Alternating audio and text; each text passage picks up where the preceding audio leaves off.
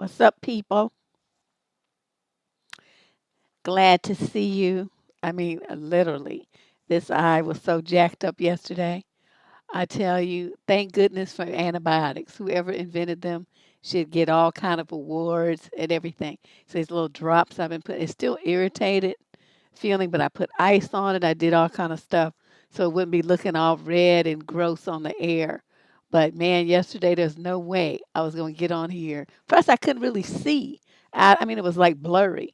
So reading the letters, that wasn't going to work. So I just moved it to today. I'm glad all you guys could still make it. And we are going to still have a wonderful show for you. What we do here, for those of you who are new, is read previously submitted advice letters, questions rather, and I answer them just like, off the cuff. And if you want to get your letters sent in for a future show, we have one coming up on Friday, and then again next Tuesday. Just look at the show description below, and you'll see it says click here to get advice or something like that. And you just click it and fill out the form.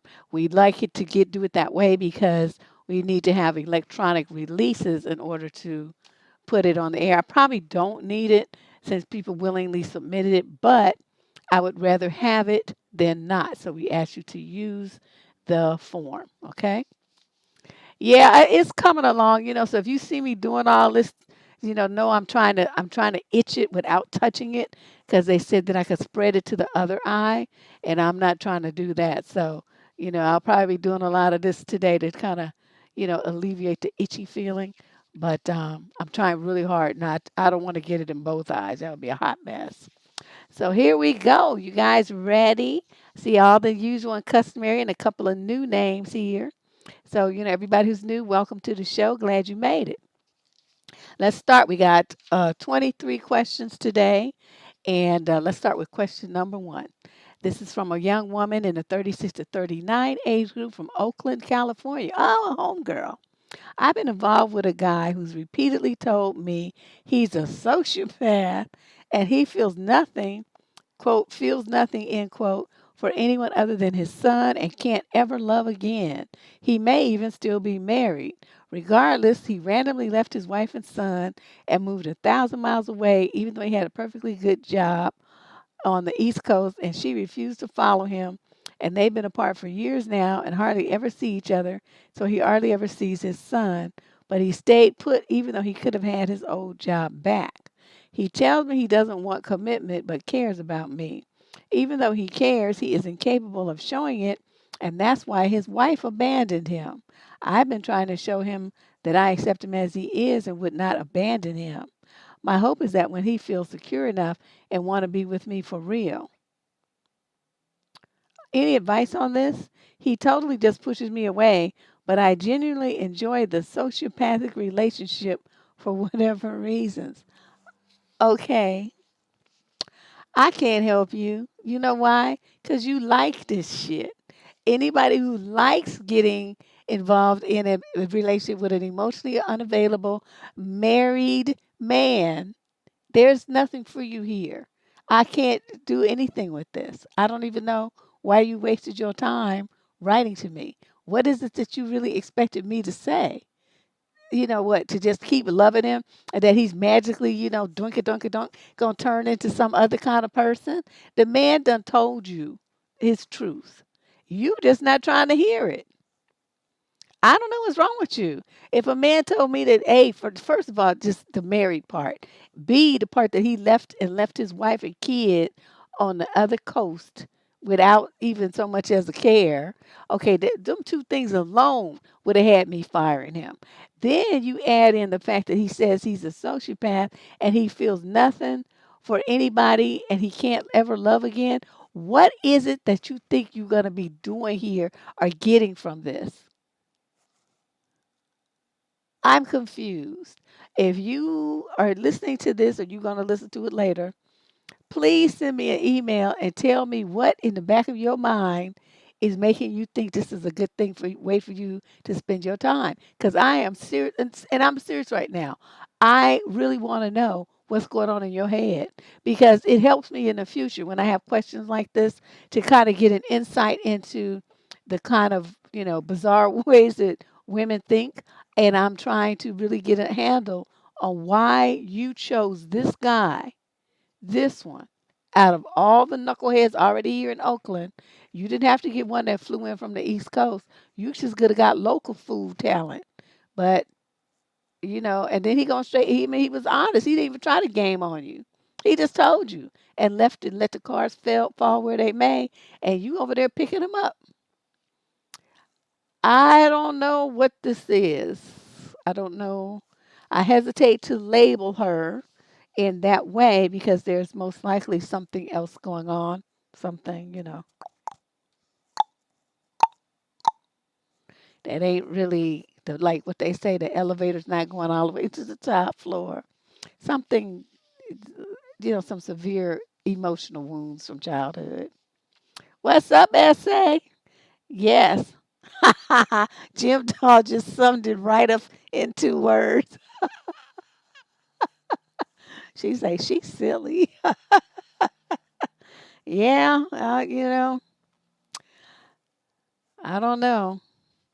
Oh, thank you. Yeah, I'm still playing in my makeup. I got some more, and I was like, ooh. So I don't know. Let's move on to question number 2. There's really not too much I can do with that. This is from a guy in a 30 to 35 age group from Raleigh, North Carolina, and he says, "How do I get over my irrational fear of being rejected by women?" Irrational. I do not know why, but I have an intense fear of being rejected by women I want to ask out. Here's the thing, I don't really lack confidence. Yes, you do. I am educated, have a great job in the research triangle. I know I'm a pretty good looking guy. I know I'm kind and I'm generous and I would do anything for anyone. I know I'm intelligent. I even know that a lot of women find me attractive. Also, as crazy as it sounds, given what I just wrote, I also know that I am humble. However, just about every single relationship I've ever been in, the girl has asked me out. This leads to a difficult situation as I'm introverted. The situation being that all the girls that have taken the initiative to ask me out are quite obviously extremely extroverted. For the most part, these relationships end quickly as my introversion doesn't mesh well with extreme extroversion. Even when I explain what that is, they just stare at you like you're a liar. That being said, I have definitely had long term relationships, a 3 year, another 2 year, and off, and my most recently was nearly 7 years. Out of those three, I asked out one and even then had a friend do it for me, the 3 year one. What are you, 5? Stop that. The 7 year one ended about 6 months ago. And I really want to go out and meet someone new. The problem is that now my friend pool has drastically shrunk from the last time I was single, and the ones I do still have are married and probably don't want to be bothered trying to play matchmaker for me, so I'm on my own. I just know that I leave a lot of opportunities on the table with women I actually do want to date because these women are more like me. Thus, by being more like me, they tend to be on the introverted side and are not going to be the one to ask me out. I just feel that in order for myself to find happiness, I have to get over my fear of being rejected. However, just getting out there chatting women up and asking for their number absolutely terrifies me. I know online dating is an option, but there are a few I already know that I'm interested in but terrified to ask out. Any advice is appreciated. Okay, let me go back to my show from 2019. Take this hand, reach way back like this. Just reach back, just reach on back there. Just reach and then whack yourself across the face because you're acting stupid. Okay, this makes no sense for you to be a grown man in your 30s. Yep, 30 to 35 with a professional career in the research triangle to be acting like this. I'm trying to figure out what it is that you think is going to happen if they say they don't want to go out with you. Are you going to die? Because to me, that's the only reason not to do something if I might face death. And even then, everybody got to die sometime or something. So if I wanted it enough, I would take the risk. I know me, and I know that's how I am. So, in something like this where there's no risk to life or limb, there's no risk of bloodshed. You're not going to lose any property. You're not going to lose your job. You're not going to become disfigured. Nothing is going to happen to you. So, why you have worked yourself up into this cowardly state of fear is beyond my understanding. You say, you're interested in women and they're just as shy as you. What you think is going to happen there? They're waiting for you to do something because you the man. Okay, that's your job.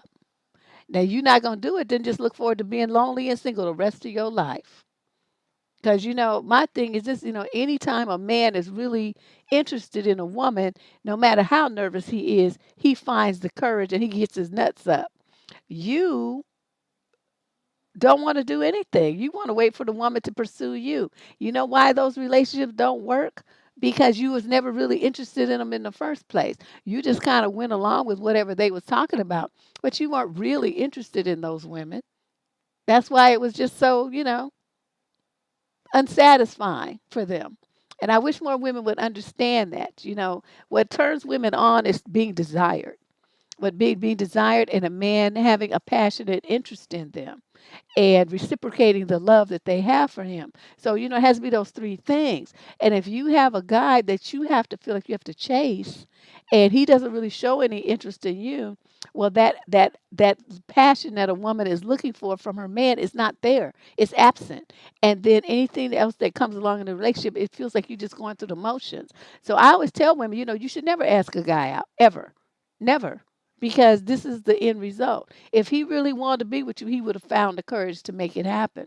And if you have to set the stage by asking him out in the beginning, you're going to have to keep doing the work because he is going to cop out with that, oh, I'm shy, I'm introverted, I don't know what to do kind of thing. And it's going to always be an unsatisfactory relationship for you as a woman. Our needs are different. Men want loyalty and, companionship and some good booty, and they're pretty much happy with all of that. Women need to feel desired. They need to feel, passionate interest. They need to know that that man is about them. And that helps women feel secure and safe in the relationship. If you don't have those things going, there's no point in chasing a man down. It's no point in that. It's no point. You just gonna be miserable and then write me in a year or two, oh, he just never wants to do it with me and he's just boring and he doesn't really pay attention to me and this and that, blah. Everything I want to do with him, I have to be the initiator. Those are the kind of letters that we get here from women who chase the man. Okay? Those never work. So what I'm gonna tell you, sir, is you think about what it is that you are so afraid of. Watch the video I have here about cowardly men because you are definitely all up in that video, not by name, but your behavior is. And then start doing something to force yourself to try to speak to women. I don't understand why men have all this fears. Like you face rejection every day. You try out for a basketball team, you don't get on it. You don't flip out and go crazy. You try for a job, you don't get it. You try for an apartment, you don't get it. You try for a credit card, you don't get it. You try for to run for office, you lose. I mean, all kind of stuff happens. Yeah, you might not be thrilled about it, but all of this angst is unnecessary. Men do all kinds of stuff where they face rejection and loss, and you get through that fine. But as soon as it comes to a woman, then you nut up.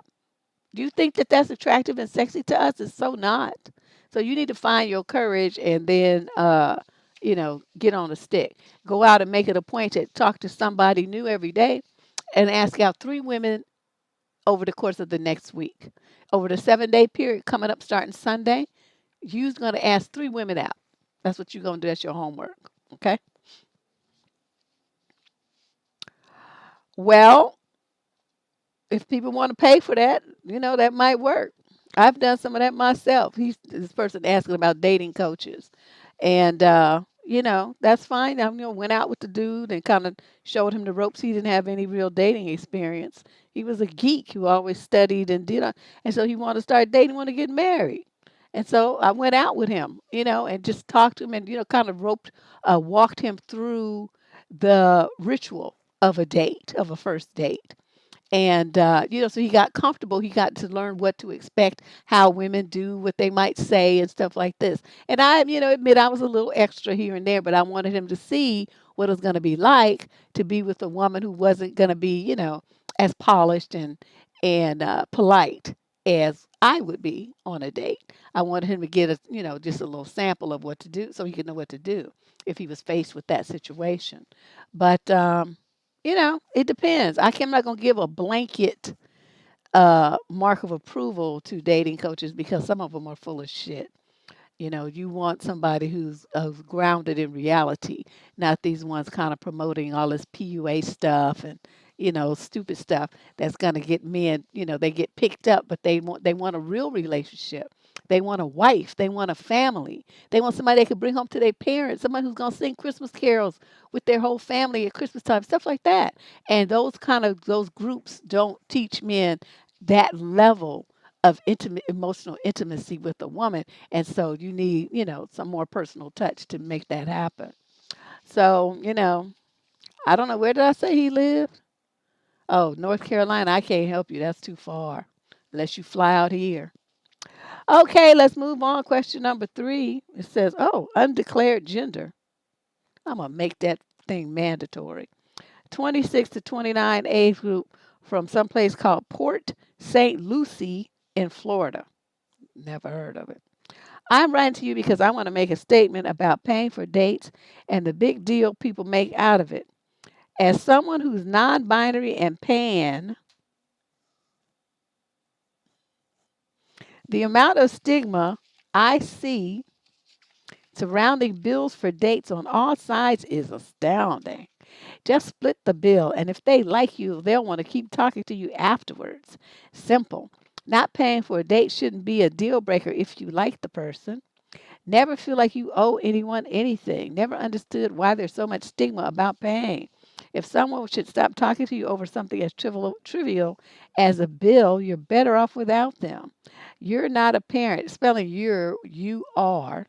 You're not a parent, you're a potential partner who needs someone who can support themselves as much as you. Okay, first of all, when you start identifying yourself as some old fucked up, non-realistic, imaginary bullshit, you already lose credibility with me.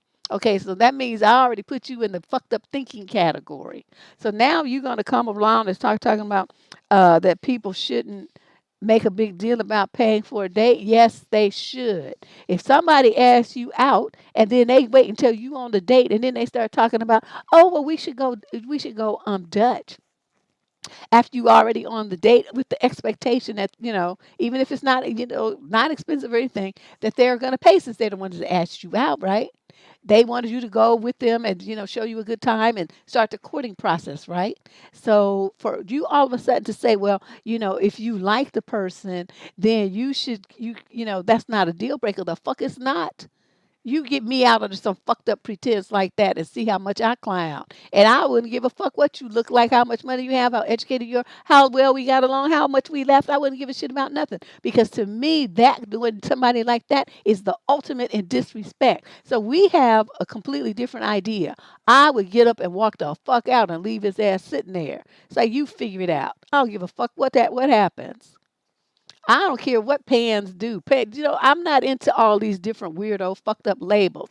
You a man or you woman, you gay, you heterosexual. That's it. Okay, all this other shit that they be coming up with, I'm not a part of all of that.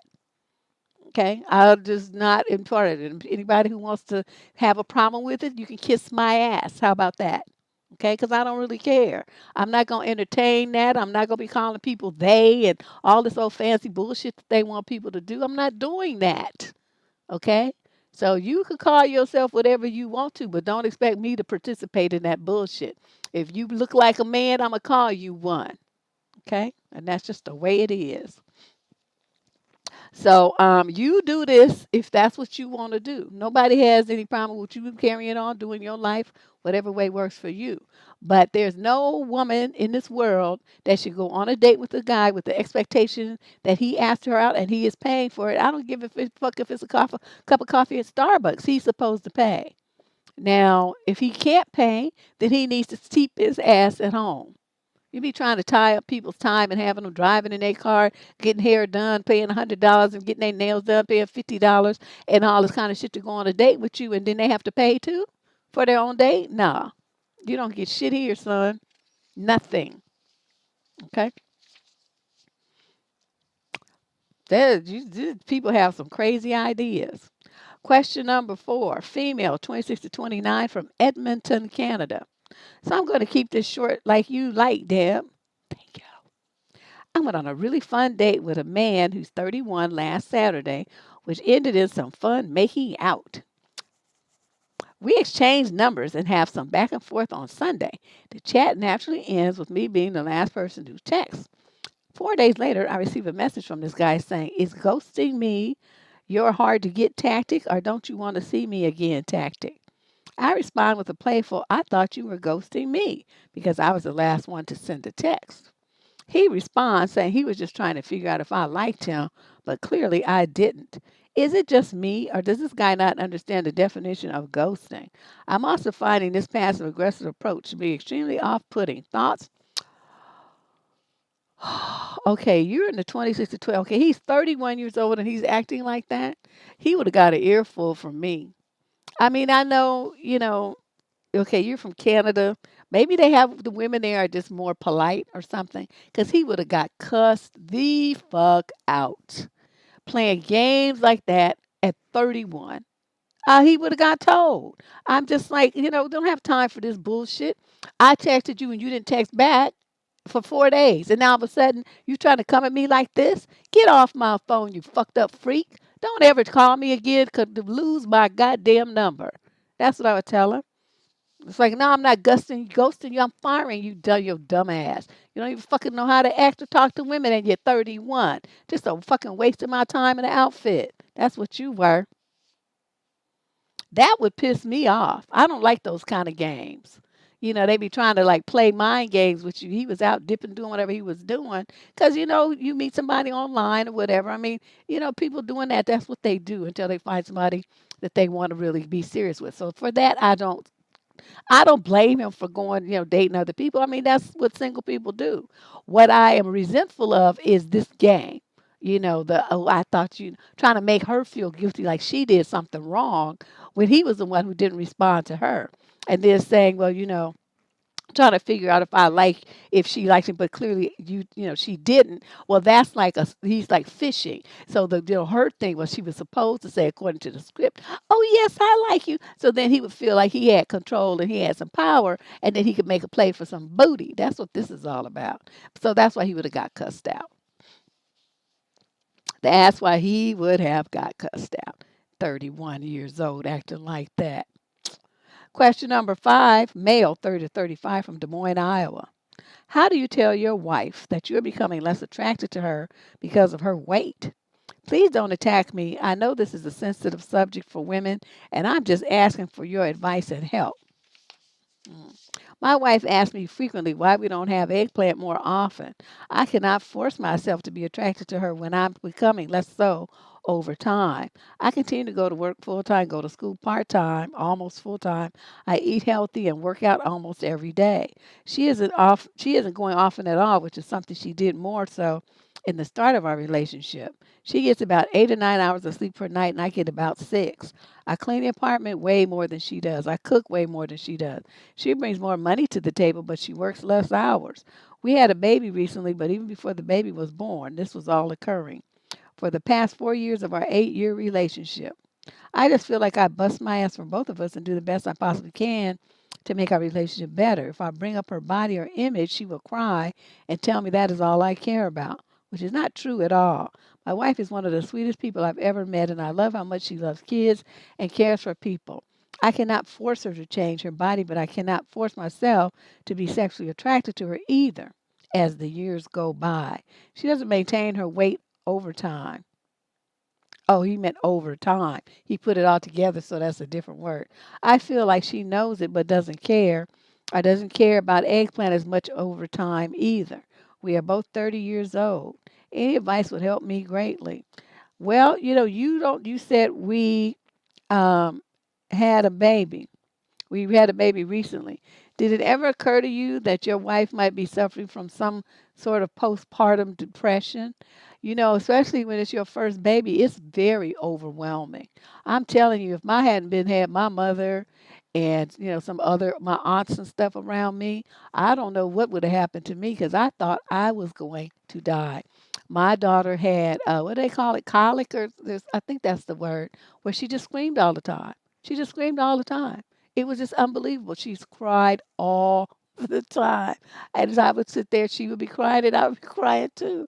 And my husband would come and he would just look at both of us and be like, it was terrible. It was terrible.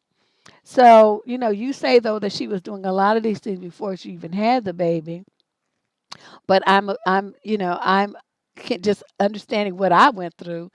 I would understand why she would be feeling overwhelmed and kind of, messed up about the whole thing. So, what I'm going to suggest is that you don't say how old recently is. What, like 6 weeks, 3 months, a year? I mean, you don't give any clue about recently. But if this keeps up, and she's not taking care of herself and she doesn't seem to really care, that could be a sign, like I said, of depression of some sort. And I would recommend that you guys, traipse off to some marital counseling so that she can have someone to talk to about this and get herself back on track. You're looking at it from the what her body's looking like and your attractiveness to her and all this and all that. But there's a lot more to this, and there's something going on. When people don't really, they start losing interest in their appearance. That's a sign of depression. I'm sorry to tell you, dude. So you need to, as the husband and the daddy, you need to take charge of the situation and book you and your wife some therapy. Okay, help her. Don't just. I mean, I'm glad you wrote to me. Don't get it wrong. I'm glad you wrote to try to gain some insight and understanding. So that's what I'm telling you. That's what you need to do, and then take it from there. Okay. He says he does all this. He does more cleaning than she does. He does more cooking than she does. All right, he's already said that. So I don't know if that's the issue here. I'm thinking that, she's suffering from some kind of postpartum depression.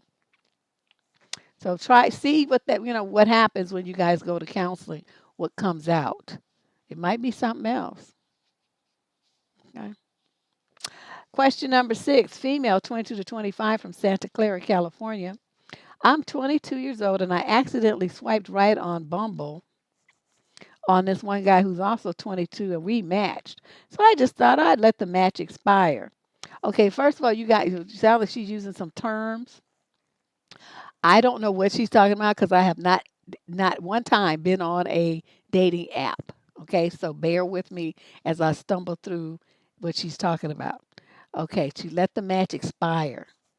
Personally, I always thought it was kinder because there could be the benefit of the doubt of accidentally missing the match rather than a flat out rejection. He did end up extending the match, but like I said, I just wasn't interested, so I went about my day. I noticed that even later on during the week, after it should have expired, he'd show up in my queue again, which was weird because I don't remember swiping on him anymore a second time. He also extended the match, which I also just tried to let expire. A few days later, I noticed that he found my Instagram, which wasn't even linked on my profile, same with my last name, and he began spamming me every couple of hours, basically asking slash pestering me with the following. Why aren't you talking to me? Okay, this guy's weird.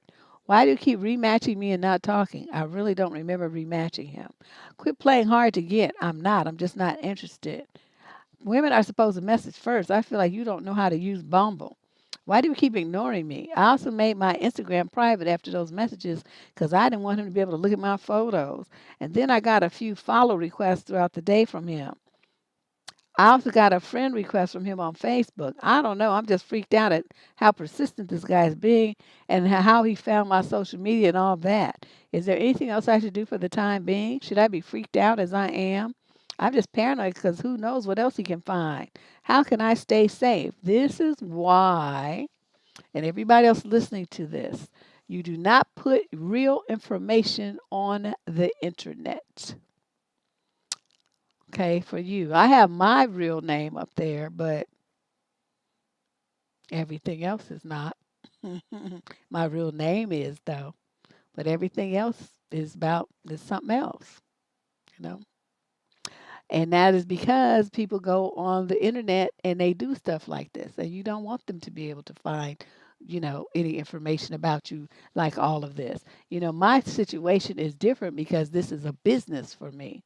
This is a career thing. I mean, I write books under that name, do speaking engagements under that name. I've been on television and radio under that name. So it's a little bit different than a private individual, you know. So if I were a private individual under my profile on social media, I would not have my real name. I would not have I would have my pictures and stuff closed. I would not have where I really went to school.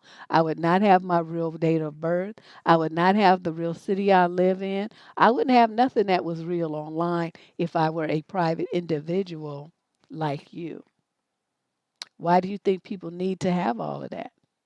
They don't. Or you can use your first name and a fake last name, you know, in a different city, like I said. So that's how he tracked you down.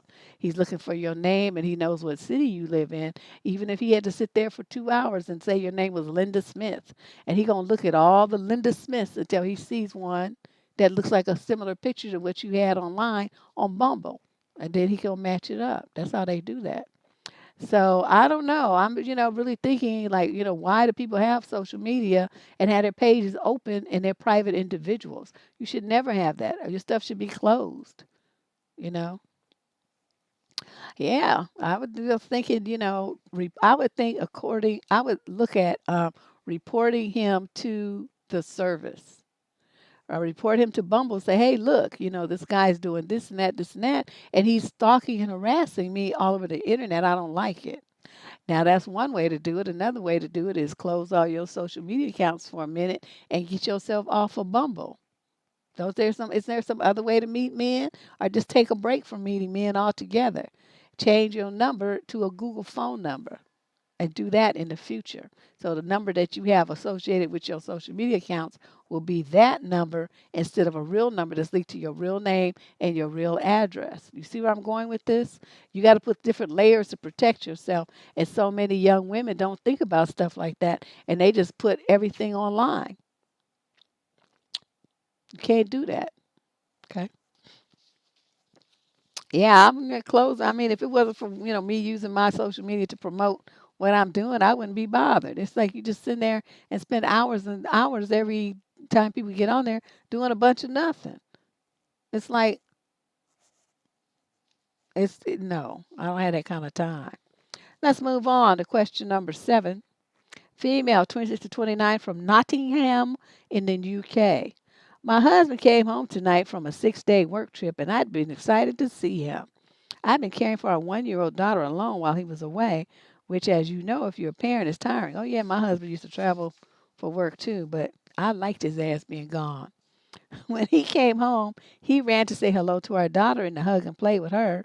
Understandably, he hadn't seen her in 6 days, but it took him around 10 minutes of being home before he even looked at me or properly said hello, and did so by squeezing my shoulder and saying, how are you? You all right? Rather than give me a proper hug and kiss. A husband who hasn't seen his wife for 6 days and that's the best he could do? Hmm. Perhaps this may make me sound overly sensitive or insecure, but in that moment, I just felt completely invisible and also disrespected. It is hard work looking after a baby alone for so long. I can't imagine if it were the other way around, not greeting both him and my daughter with love and a big hug if I came home from a work trip. Extra details are that during this 6 to 10 minutes, his work crew were all outside our house, and he was out speaking with them while they waited for their taxis to arrive to take them home. I feel like if they hadn't been there, he'd have greeted me with more warmth. As I type this, it all sounds pretty childish, but something just feels hurtful. No matter how secure a person is by being ignored by your partner when you've not seen them for so long. Am I wrong to feel a bit hurt by this? No, not at all. As a matter of fact, I mean, you handled it in a very polite way.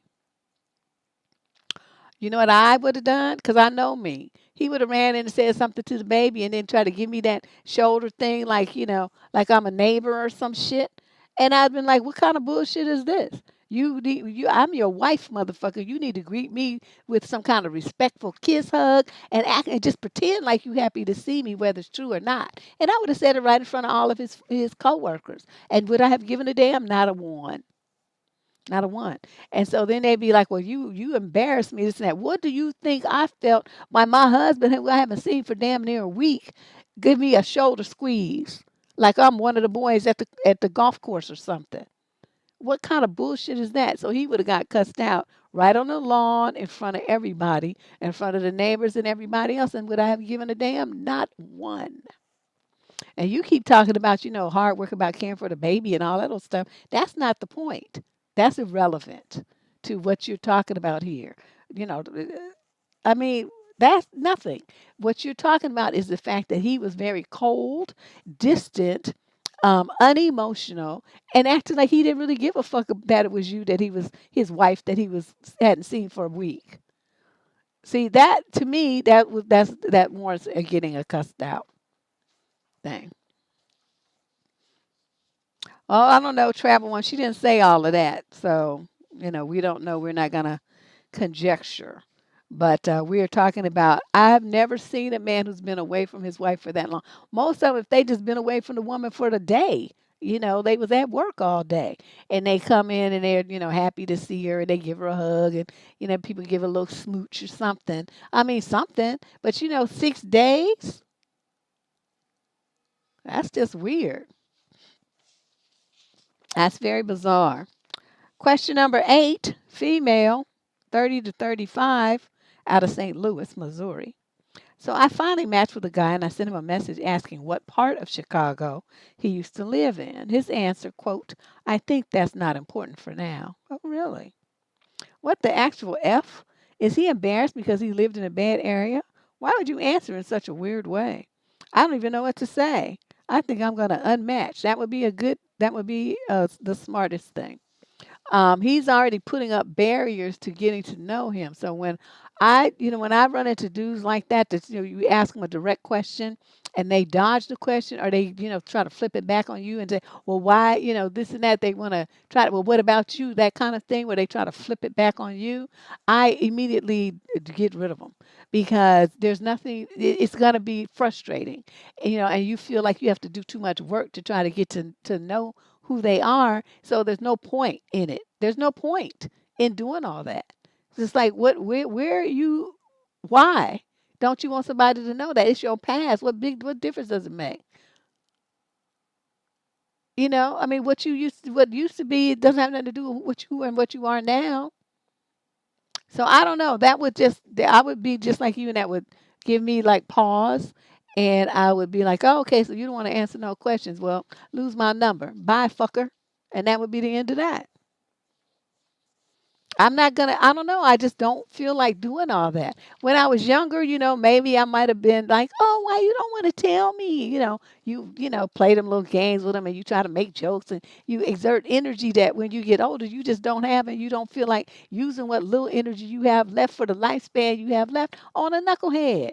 You just don't do it. And so he would got immediately terminated, and blocked. And that just would have been that. Yeah. He is a weirdo.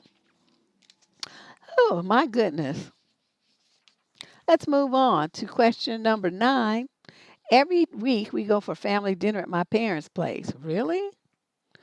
Majority of the time is good. I get to catch up with my siblings and parents, and my kids, a 5-year-old and a 6-month-old, get to see my family. Last night we were discussing something where my dad said Asians respect their elders, but Westerners don't. We are Asian but grew up in a Western society. Anyway, he was in the wrong. During the argument, he made me feel like I was not bringing up my kids in the correct way, and it felt like he was saying I was a bad parent. He didn't say it, but I felt that. Then for the rest of the night, he barely talked to anyone. I didn't want to look at him. And since I have been feeling all emotional and have been questioning if I'm a good parent or not. I watched my 5-year-old today playing by herself, asking me to play with her, but I'm tired. I have to feed the baby. It's the end of the week. I feel like I'm letting her down. Also, during the argument, my 5-year-old said to me, why do you always talk to him like that? Stop squabbling. I felt bad. Is this what I'm like? Okay, let me revisit that. I don't want her to not have a relationship with them, but I feel like they like to compare and complain. When we visit, they don't interact with them much. And when we do, they ask my daughter the same things. If I leave my 5-year-old with them, she'll be in front of the TV the majority of the time. And then my dad will complain that she doesn't want to talk to him. My parents have been comparing me and my siblings to our friends since we were young, and now I feel like they are doing it with my children. Like the other day, my mom said my cousin's baby is sitting already, but my 6-month-old isn't. I know that babies develop at different rates, and I was not at all worried until she made that comparison. She wasn't saying, why is he not sitting up yet? But that is what it felt like from past experience. If a friend had told me her baby was sitting, I would not be comparing, but when my mom says it, I feel inadequate. So for the past few months with the baby, I have been relatively okay, mostly aside from the lack of sleep. But this recent argument and comparison has been questioning how I am as a parent. And it's got me all emotional, which in turn affects my parenting. Why do I feel this way? How do I not let my parents' actions affect me and my family? You grow a fucking spine. That's how you do it. You're a grown woman, okay, with your own kids. So what your parents say, I mean, I hate to say this, but fuck them. Because what they did, what they raising their kids and whatever they think, all you have to do is tell them, well, I don't really care what you think because these are my kids and I'm going to raise them the way that I see fit, not the way that you see fit. If that's a problem for you, then we don't have to come back over here ever. Which would you prefer? Either you keep your mouth closed or we just won't come around. Those are your two choices. See, because I mean, I don't know. I know a lot of people be like, you can't do that. That's your parents and stuff. Oh, I didn't talk to my mother for years because she pissed me the fuck off. And rather than say anything rude, untoward, disrespectful, crude, anything, my mouth, to that woman, the woman who birthed me, the woman who sacrificed for me, the woman who did all kinds of stuff for me and pissed me off in the end. I just chose to put her, on a timeout rather than do anything that would disrespect her. That's my own moral code. I just refuse to do that. Now, when you have parents who, continually berate you like this and even doing it in front of your husband, your other siblings, and your children, well, then that's a different situation. Okay, and you need to address it with them and stop hiding from them. Now, let me go back to this part where you talked about your daughter saying, why do you always talk to him like that? Stop squabbling. You were supposed to snatch her little ass, fling her into a chair, and let me tell you something. I am the mother and you are the child. Watch your mouth. Don't you ever try to tell me what to do. I am the mother. I tell you. That's the way it works. And when you have your kids, you're going to tell them what to do. So you keep your opinion to yourself unless I ask you for it. Be quiet. Stay out of adult affairs. Mind your business, child. That's what you're supposed to say to her. She getting too grown. And unless you check this, you're gonna have a 10-year-old bossing you around and telling you what you need to do and what she gonna do in your own house. This is how it starts. And parents think, oh, well, they're only 5, they're only 4, they're only 3. I'm not going to say anything because they're just a kid. No, you shut that shit down from the first time they do it. And then so they know, these are called boundaries and regulations and This is parenting. Okay, you establish yourself as an authority in your household so your kids know what time it is. You haven't done that. Okay. So that could be some of what your father's noticing and what what his comment is. I just want to bring this to your attention. I'm not criticizing you and your parenting and all this. I am merely bringing this to your attention. I've seen this happen many, many times, and inevitably those children grow up and be disrespectful, entitled brats, thinking they can tell their parents what to do and how to do it, and telling them no and all kind of stuff like that. So you better arrest this shit now. Okay, she's 5 years old. You get there to get her little bitch ass in check now. And I know people are gonna be like, "Oh, you shouldn't call a baby a 5-year-old a bitch ass." I'm like, "Oh, too bad. I just did. What you gonna do about it?"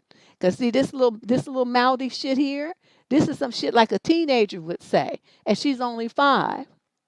You see where this is gonna go if she keeps up with this routine? Hell to the no. She would have got told.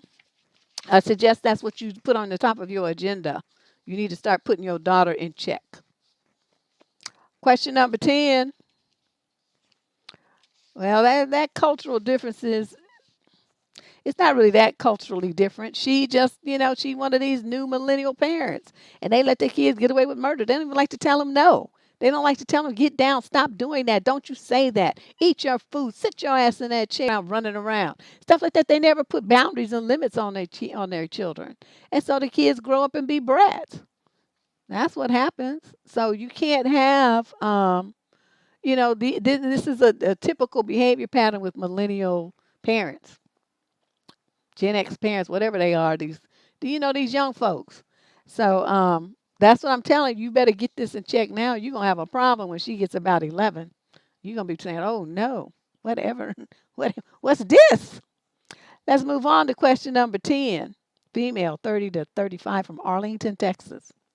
My boyfriend and I have been together for almost a year now, and he has admitted that he has a popcorn addiction, and you're still with him. But he doesn't want to get help. Okay, that's even okay. He told me that watching popcorn and looking at women on Twitter, Instagram, OnlyFans, and Reddit is a comfortable thing for him, and it isn't him seeking something he isn't getting at home, which I don't understand. He said it doesn't turn him on all the time. It's just something he has been doing for years, and it's hard for him to stop.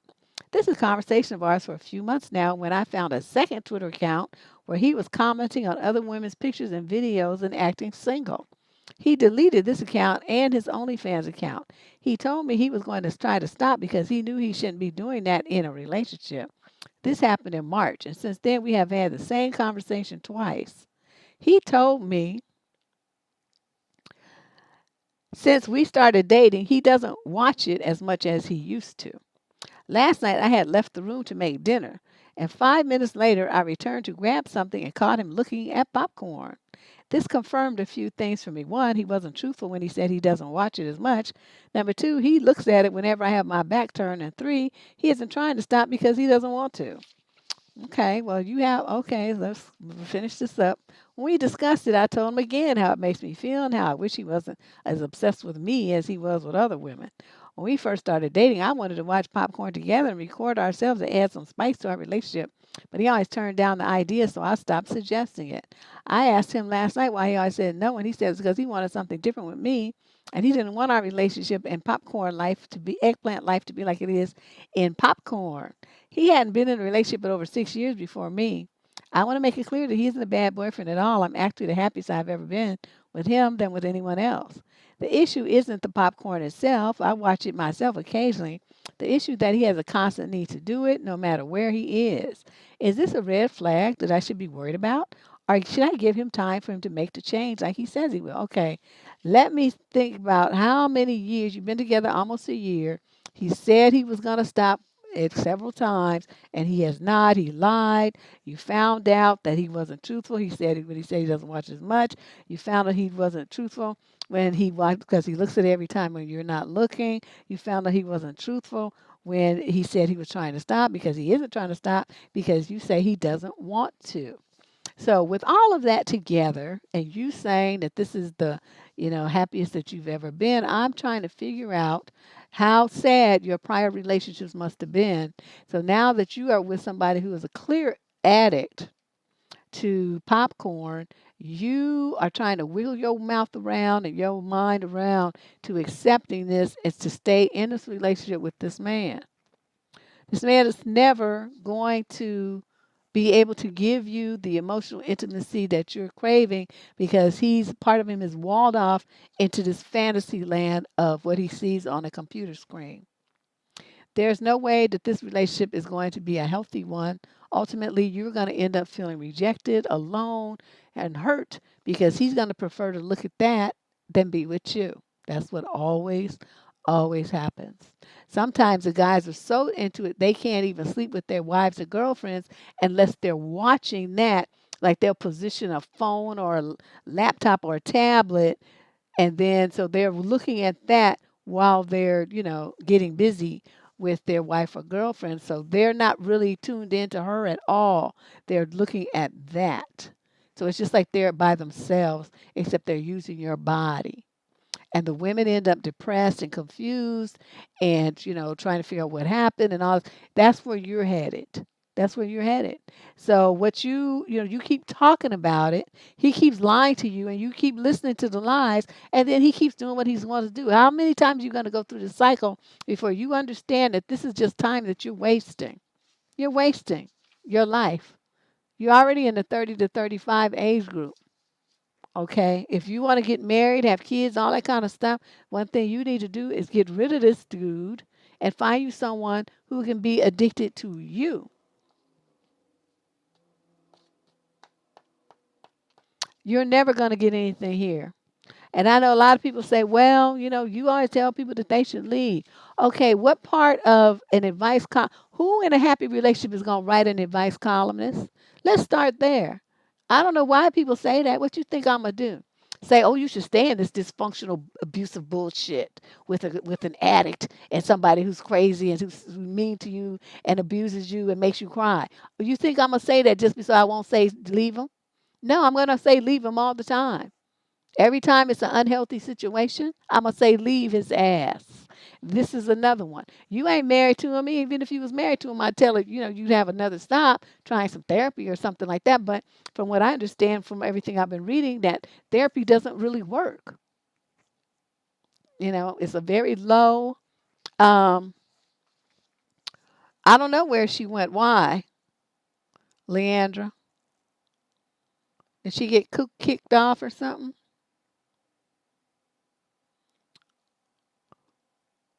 She was here in the beginning. I don't know. She might have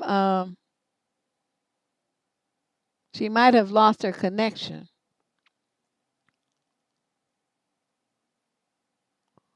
Huh. Not sure. But I'm sure if there's a problem, she'll let me know. Question number 11, female 18 to 21 from Washington, D.C. I'm 19 and I have been having problems with my best friend who's also 19, but I can't necessarily put a word on my emotions. She and I have had a mutual understanding when it comes to venting. She vents to me frequently about home, school, etc., and I do the same. But I find sometimes when I vent, my friend invalidates me and is indifferent to the things that I say. Example one, my auntie died over last Christmas, and my uncle is addicted to crack and living out of motels. My family started to have conversations about potentially taking in my twin cousins, their 7-year-old boys. At first, my mom and I didn't know if we had the resources to take them in, and they almost went into foster care. It was a really upsetting time because I didn't want the kids to go into foster care, but we didn't have the capacity to take them in. Okay, you said that already. My friend really made me feel like shit about the whole thing. She said, quote, I should distance myself from my cousins because if we let them go into foster care, they're going to hate us. She kept telling me about her lived experience in foster care and made me feel like shit over the fact that we might have not been able to take them in. Then 2 months later, when we did get the kids, she completely switched sides and told me it was a bad idea. Sometimes when I bring up things that are happening in my family, example, my uncle ODing, my friend invalidates my experience by using her own experience, saying things like, well, that is normal for me and I'm just sensitized to it. I have similar experiences. Oh, you so nice. I to cuss that bitch out. I grew up in poverty and almost everyone in my family has had an addiction. These things are quite normal for me too, but something does not sit right with me for my friend to invalidate me. I don't know what to do. It feels like I'm walking on eggshells all the time. Now I also find myself unable to tell her things in my personal life because I don't know how she's going to react. I'm not looking to cut ties with this friendship yet. She's my best friend and also my only friend. Thanks, COVID. I just don't know how to address frequently feeling like she invalidates my problems by one-upping me or using her experience to be indifferent towards things. Well, have you told her this? Have you said that to her? I mean, you only 18 to 2. Okay, y'all is 19 years old, and you all strung out because you say this is your best friend. This is not your best friend. If this is your best friend, that is sad. This is a bitch, okay? And she just saying crazy stuff, and you just let her say it to you. Like she said, uh, this stuff telling you it's a bad idea. And then, first she says this, you should take them in because if you don't take them in, they're going to hate you. Then she flips and jumps the fence and says, oh, that was a bad idea. You were supposed to call her on that. And you're supposed to say, look, when we were thinking about trying to figure out if we could do it, you said that, that they were going to hate us if we don't do it. Now that we did it, now you saying it was a bad idea. Make up your goddamn mind. You all are jumping back and forth, back and forth, back and forth over the fence like a stupid person. You think I want to hear that bullshit? I don't want to hear that. And then, she says she wants to, by talking about her own experience, that's normal for me and I'm desensitized to it. Who gives a shit what you're desensitized to? The conversation not about you. Stop always making everything about your ass. It's not about you. Okay, I'm talking about my uncle. Either you talk to me about my uncle or we can hang up. Either one is fine with me. Stuff like that. And I talk to her, like you have some sense and stop letting her talk to you crazy like that. And you walking on eggshells, and then you're going to talk about I'm not looking to cut ties. You need to. Okay, after you go through these exercises, I'm telling you. So after that, you're going to see that she's going to still do that because that's the only way that she knows how to interact. A lot of times when people grow up in these negative situations, their communication style with other people is very toxic. Okay, and that could be very well what's going on here. I don't know. I'm just venturing a guess based on, other stuff I've seen of people who grow up in similar kinds of dysfunctional environments. So their communication style and their way of relating to people is very negative because everything that they've seen with human interaction has been very negative. So what you're going to have to figure out if there's benefits to this relationship for you. I don't see any, but if you see where it benefits you more than it does to get rid of her, then you keep her. But personally, I would have been done with her a long time ago after I cussed her out. Question number 12, female 30 to 35 from Stamford, Connecticut. My boyfriend has an eggplant doll. It's not like Lars and the Real Girl. What's that? Is that a TV show? It looks like an anime girl and couldn't pass for a real person. This is why he refuses to get rid of it. He told me he prefers eggplant with the doll. Wow. But he says it's only natural and he doesn't expect an actual woman to compare. He says I shouldn't be jealous because she's filling an impossible void. No real woman would have boobs and a butt like hers, hair like hers, be willing for any act all the time, etc. He doesn't see her as a real person. He says it's the same as me owning a dildo or something. I don't own a dildo. I'm 24 and I thought both of us were too mature and financially unstable to waste money on things that we could just do with each other, but the anime doll apparently disagrees. He keeps her in our bedroom closet, but I literally have my clothes in there. I said, quote, too mature because we're not exactly rich and this thing costs us a lot of money. And the clothes, etc., have just been adding up. He has rejected me for the doll before, but not often enough that I would put it in the post. It is a general rule that I can't try to come in while he's with it, though. Is it me? Is it me? I don't want to break up, but the longer I live with him, the closer I am to snapping and setting it on fire. How can I phrase the fact that I want him to get rid of it in a way that doesn't make me seem jealous or prudish or unreasonable?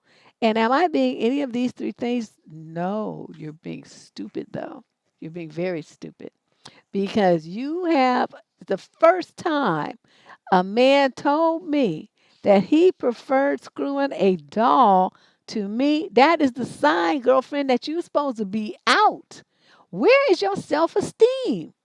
Why would you think that you should be in a relationship with somebody who tells you he would rather fuck a doll than you, his woman?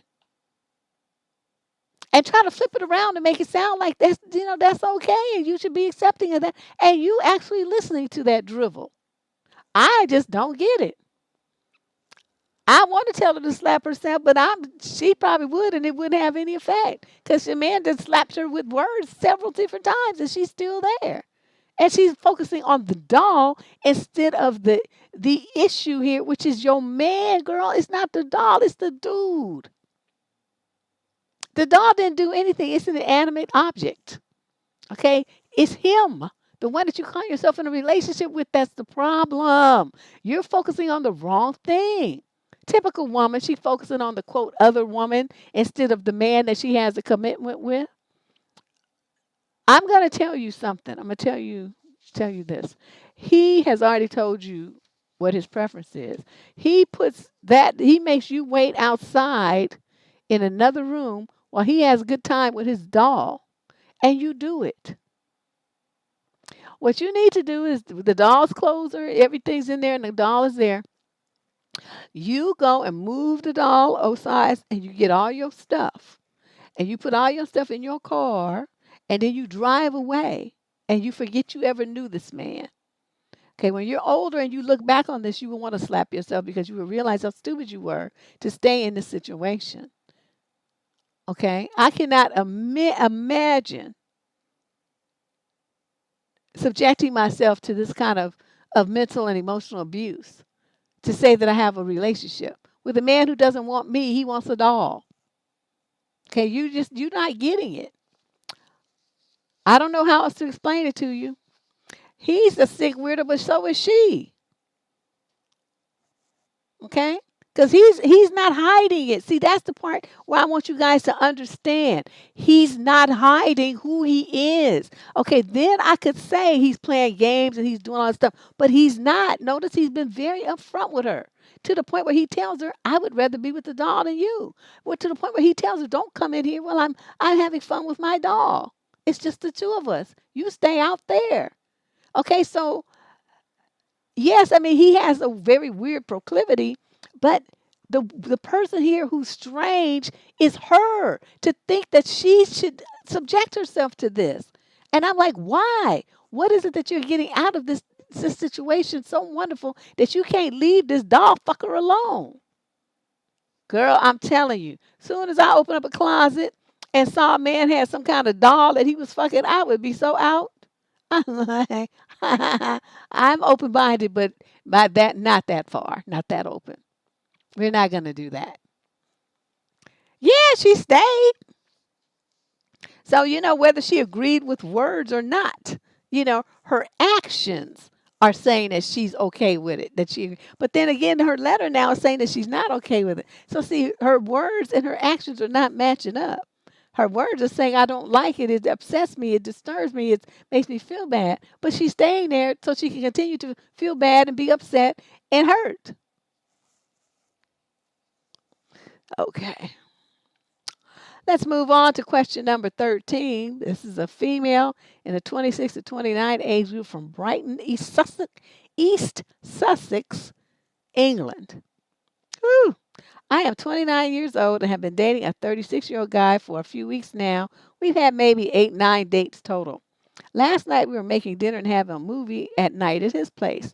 This was the first time that I had been to his house. Anyways, as I was walking around looking at the place, I noticed all the room doors were shut. And I asked if he minded if I browsed around. He said he didn't mind, but that I'd probably have a bunch of questions afterwards. Okay. Curiosity piqued. Well, yeah, I did have a lot of questions. Turns out that he has a 6-year-old daughter that he has full-time custody of, as I figured out by the princess room behind one of the closed doors. Now, before you freak out, I do not care if men I date have children. I prefer it sometimes, as then there is less pressure on me to have any children of my own. I do not want kids. But this is date number 8. We have talked about our feelings about having children and everything like that on date 1 or 2. Not once did he ever say he had a child. His online dating profile also didn't say anything about children. So for weeks of texting and phone calls and 6 or 7 other dates, he could have mentioned it. I don't care that he has a little girl, but I am super bothered by the fact that he chose to not tell me. Am I a terrible person if I don't want a relationship with him anymore? Yes, you are. Let me tell you why. Did you fucking ask him if he had a kid? You didn't ask him, did you? You just wanted him to volunteer. And I'm going to tell you something. First of all, nobody, male or female, should put that they have a child of any age, put the child's picture, put the child's name, put the child's gender on an online dating profile. You're trying to charge him with a crime for that, and he's doing that to protect his kid. That's good parenting. Okay. Then you talked about something on date 1 or 2, but see, if you didn't ask him, well, do you have any children? Well, then that's your fault. It's the same thing as saying, asking a man, well, do you have a girlfriend? Do you smoke? Do you drink? What do you have a job? Did you go to college? It's the same thing. If you didn't ask him, do you have a kid? Well, he's not gonna volunteer that information to you. What the fuck for? Why is that your business? What he got? How he supposed to know that you guys are gonna continue seeing each other? Now, see, if he really wanted to hide it, he wouldn't have invited you over to his house so you can wander around and see the room, right? So that means he was ready to tell you, but he didn't know how since so much time had passed. That's what that means. Are you really that dense that you don't understand what's going on here? And it's like the kind of thing like the only reason a lot of women tell people that they have a kid is A, because they stupid. They be running around telling me, oh, yeah, I got a daughter who's 4, and I got a son who's 7, and I have this now. Okay, so now any, pedo is like going through his Rolodex like, ooh, yeah, that 4-year-old, that's what I want. That's cool. Oh, do you have any pictures? Let me see.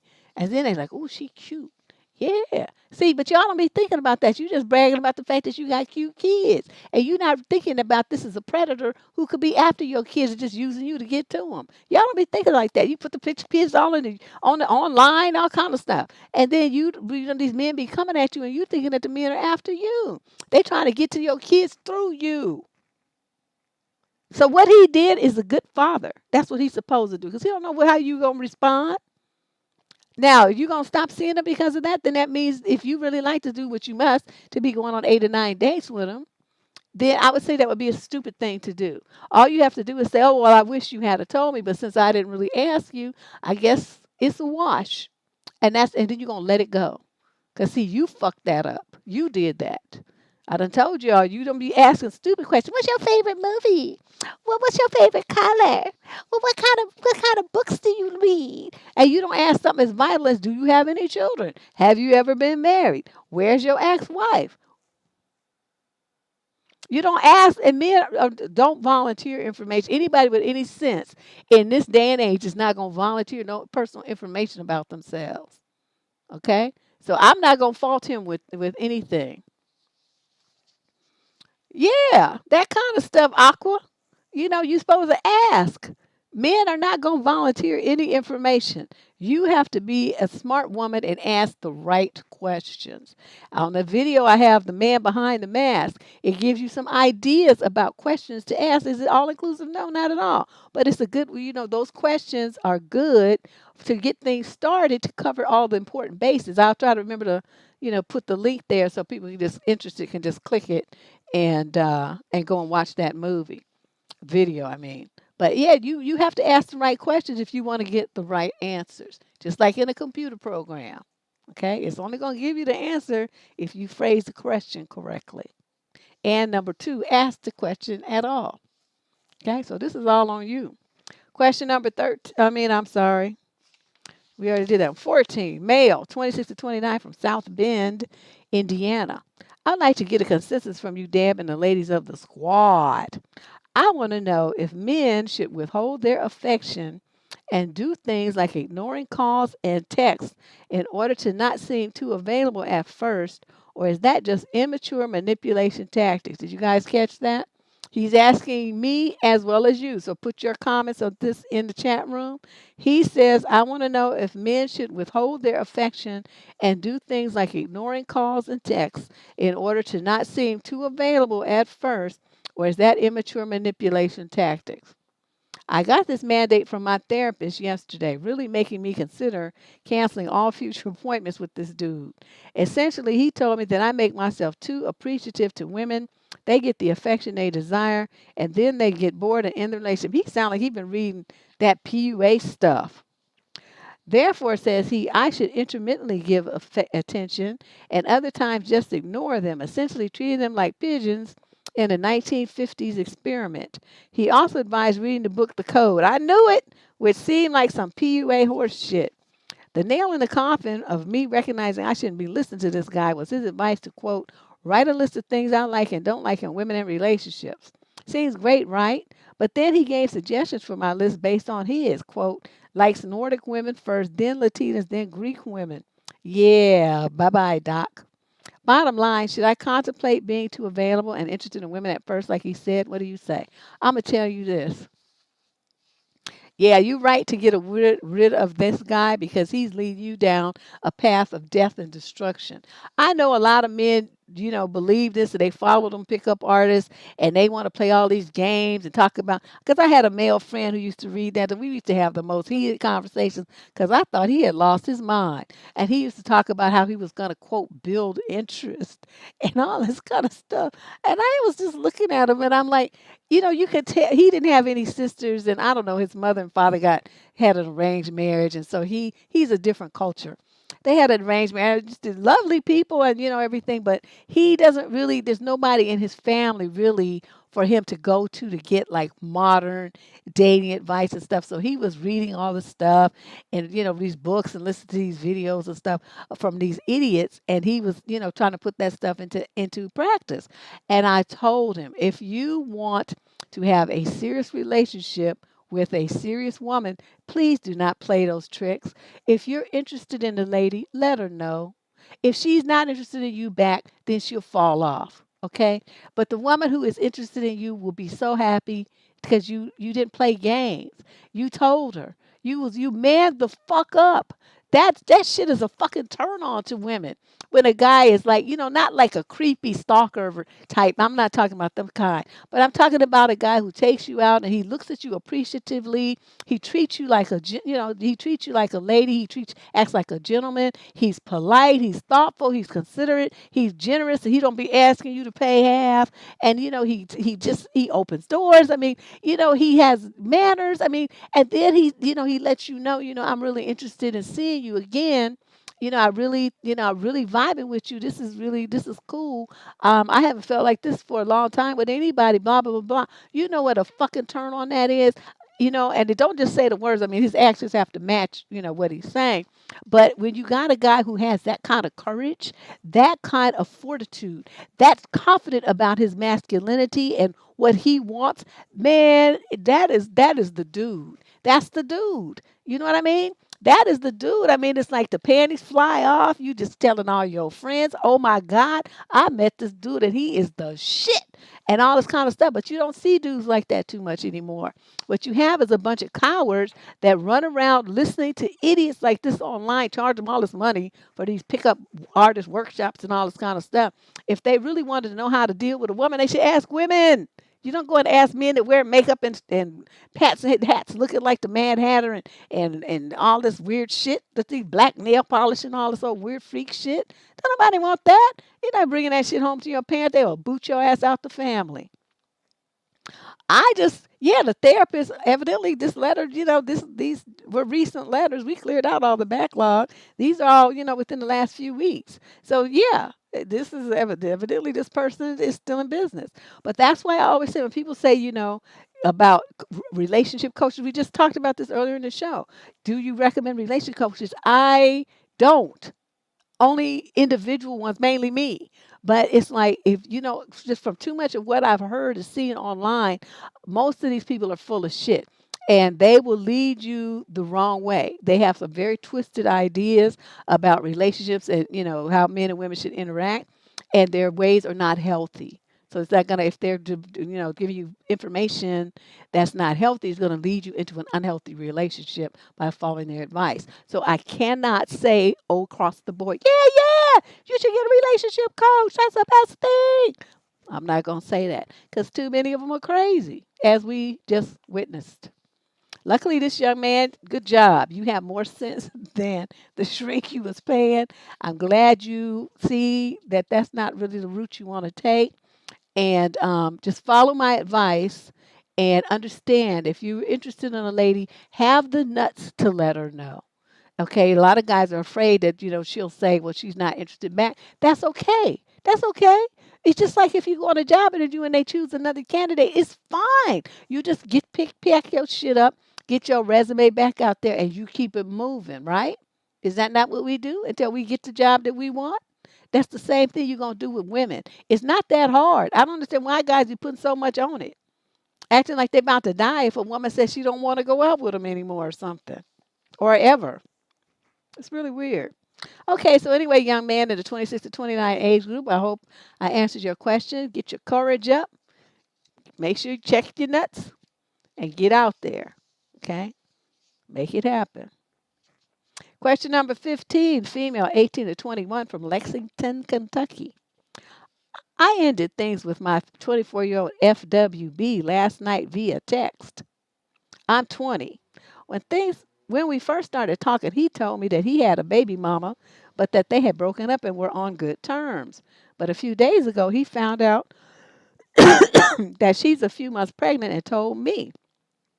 And I decided the relationship with him was not worth it for me anymore.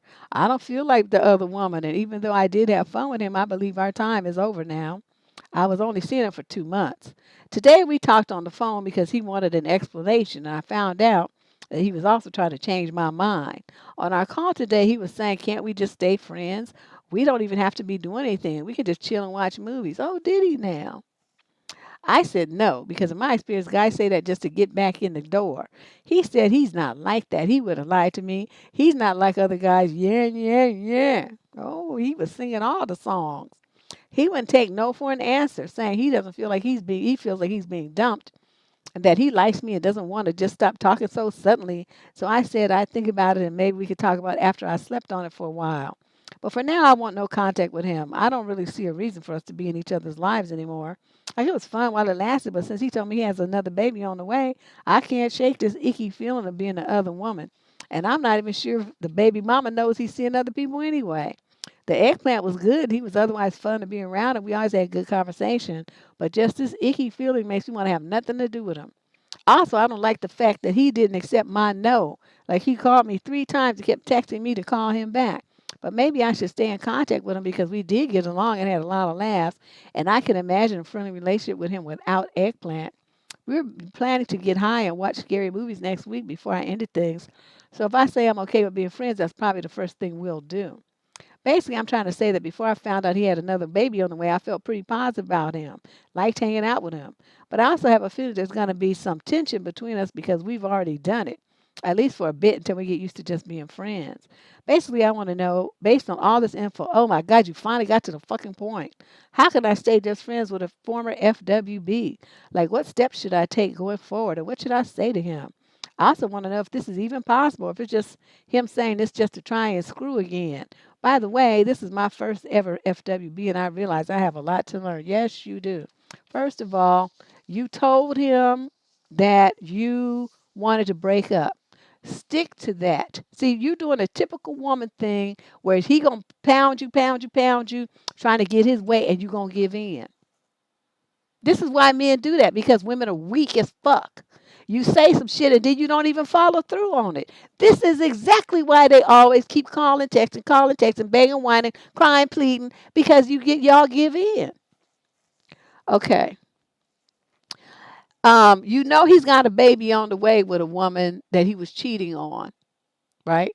You know this. You know, even though you say you had fun and all this stuff, you know that he's a lying motherfucking dog. That he's treating that woman poorly and he's lying to her about the commitment that they have. You know all this. So why you wrote this letter talking about you could be friends with him and all stuff, you cannot be friends with anybody that you fucked. Okay, let's just be real clear on that. That's an ex-lover. Okay, that's not a friend. There's a difference. He was never your friend. He's not going to be your friend now. That's somebody you fucked. Let's get it real clear. Okay? So now you are going to turn your phone to a position where you block him from calling you. Okay, he doesn't want to take no. That's somebody who's not respecting your boundaries. He's not respecting what you're talking about. And even if you block him, don't be surprised if he just shows up at your house and you don't open the door. You tell him to go away before I call the police. I told you I don't want to deal with you anymore, and that's what I meant. See, your words and your actions have to match. And this is the problem I have with so many women. Y'all say some shit and then you don't follow through. You don't hold your ground. You give, oh, okay. Well, okay, I guess we could do that then.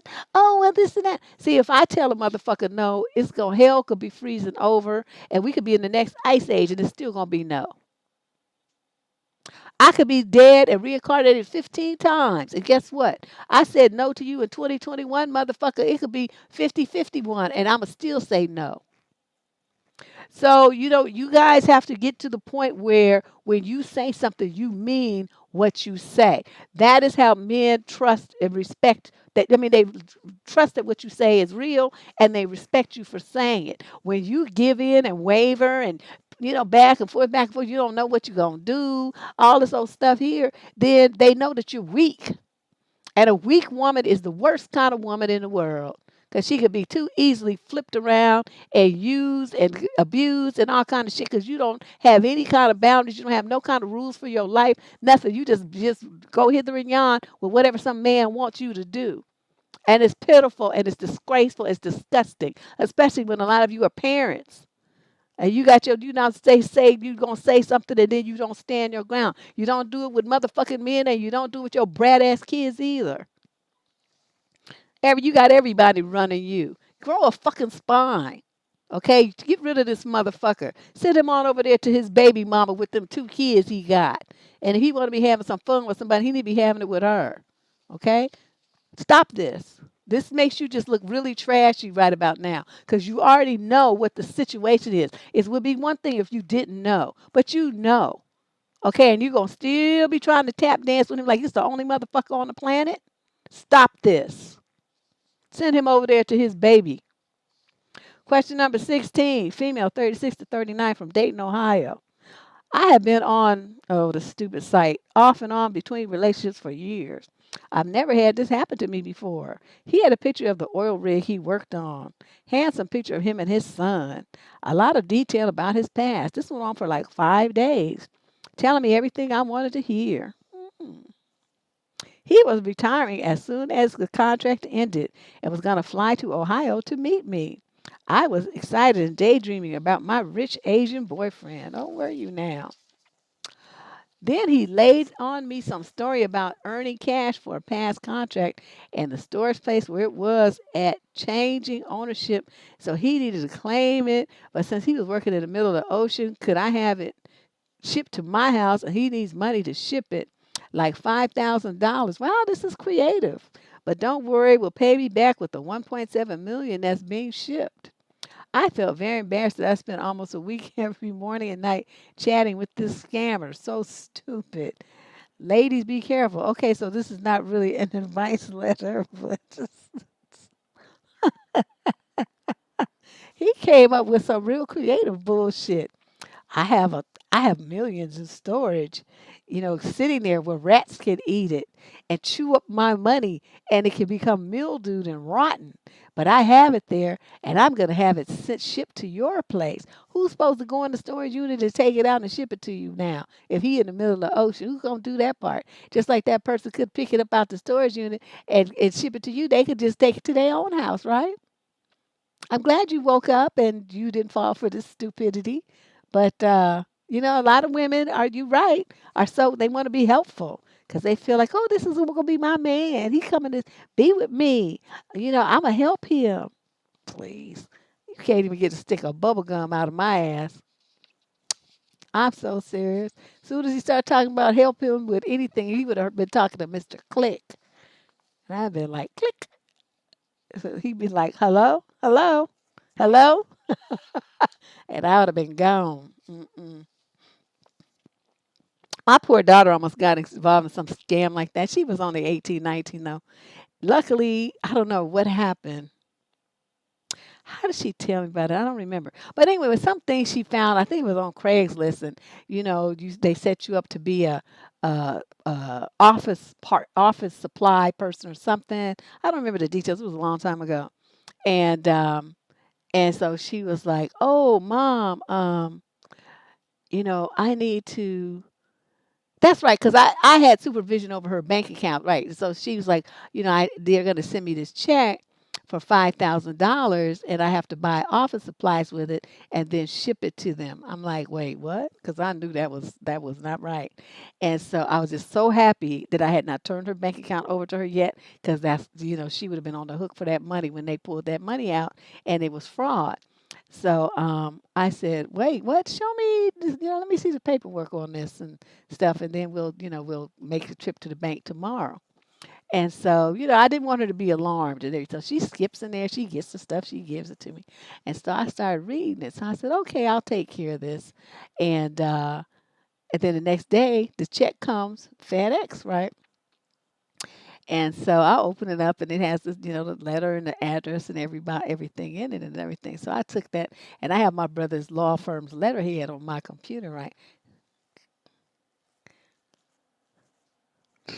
And I typed this nicely worded, tersely worded, I will fuck you up letter. And I told him that was, I made it sound like she was a minor. I said, she's a minor child. That's my daughter. If you write to her again, if you call her, if you contact her in any way, we are going to trace the IP address from the email exchanges that you have sent to her, and I'm going to contact the FBI. It's going to be fraud. I said all kind of crazy shit, and then signed my brother's name. I told him I was doing it. He was like, oh, yeah, yeah, yeah, that's fine. And I signed his name, and then I mailed it to the address that was, where they wanted her to send the money and send the supplies and stuff. And so we didn't hear from them again. And I told her, oh, just go find something else. Yeah, because she would have been, well, she only had about 2,000 in her account, but, they would have put her on the hook for the rest of it. Plus, she would have drawn some money out to go and buy these supplies and ship all the stuff. So they would have had the supplies, and so she would have been out her money. Plus, she would have owed the $5,000 from the fraudulent check. So she would have been out like 7, 8 grand. So I'm like, oh hell to no! These people gonna have me going to fly out somewhere to wherever they was. I forgot where it was now, and beat somebody's ass.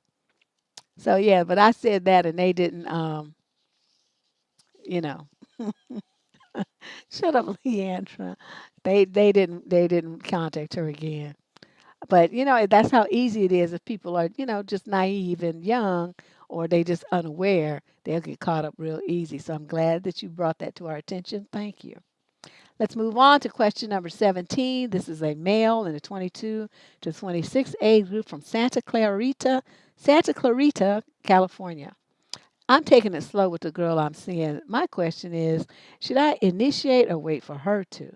Initially, when we met on a dating app, it was supposed to be an FWB situation, but right now the lines seem kind of blurred. We're both in our mid 20s, by the way. The first date went better than expected, according to her, and now we've been on about 4 dates with barely anything physical happening. Let me make it clear, though, I am not rushing eggplant. This isn't a letter where I'm asking how to get in her pants. I'm glad because I don't answer those. I'm not sure, but I think we might be headed towards a relationship. We just have a pretty good connection and we click. The thing is, we both have issues from the past. I'm inexperienced with dating, and she went through a hellish breakup involving infidelity on her ex's part. She knows about my inexperience and is very understanding. We both opened up to each other the last 2 times we've gotten together, and it was pretty surreal. Now I'm not exactly sure where we're headed, but we have another date set up next week. The thing is, I crave physical intimacy, not necessarily eggplant, but like hugs, hand holding, maybe some kisses. I don't want to push her on this because she does seem to have her guard up, but it seems to be coming down the last few times we met.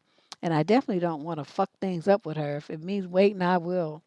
And yes, I understand we need to have the talk pretty soon. So if you can give me a suggestion or to as to when or how I know the time is right, that'd be very helpful. So to be clear, thank you. My question to you is, should I initiate physical touch with her or just let her? The closest thing we had to it was high fives the first 3 dates.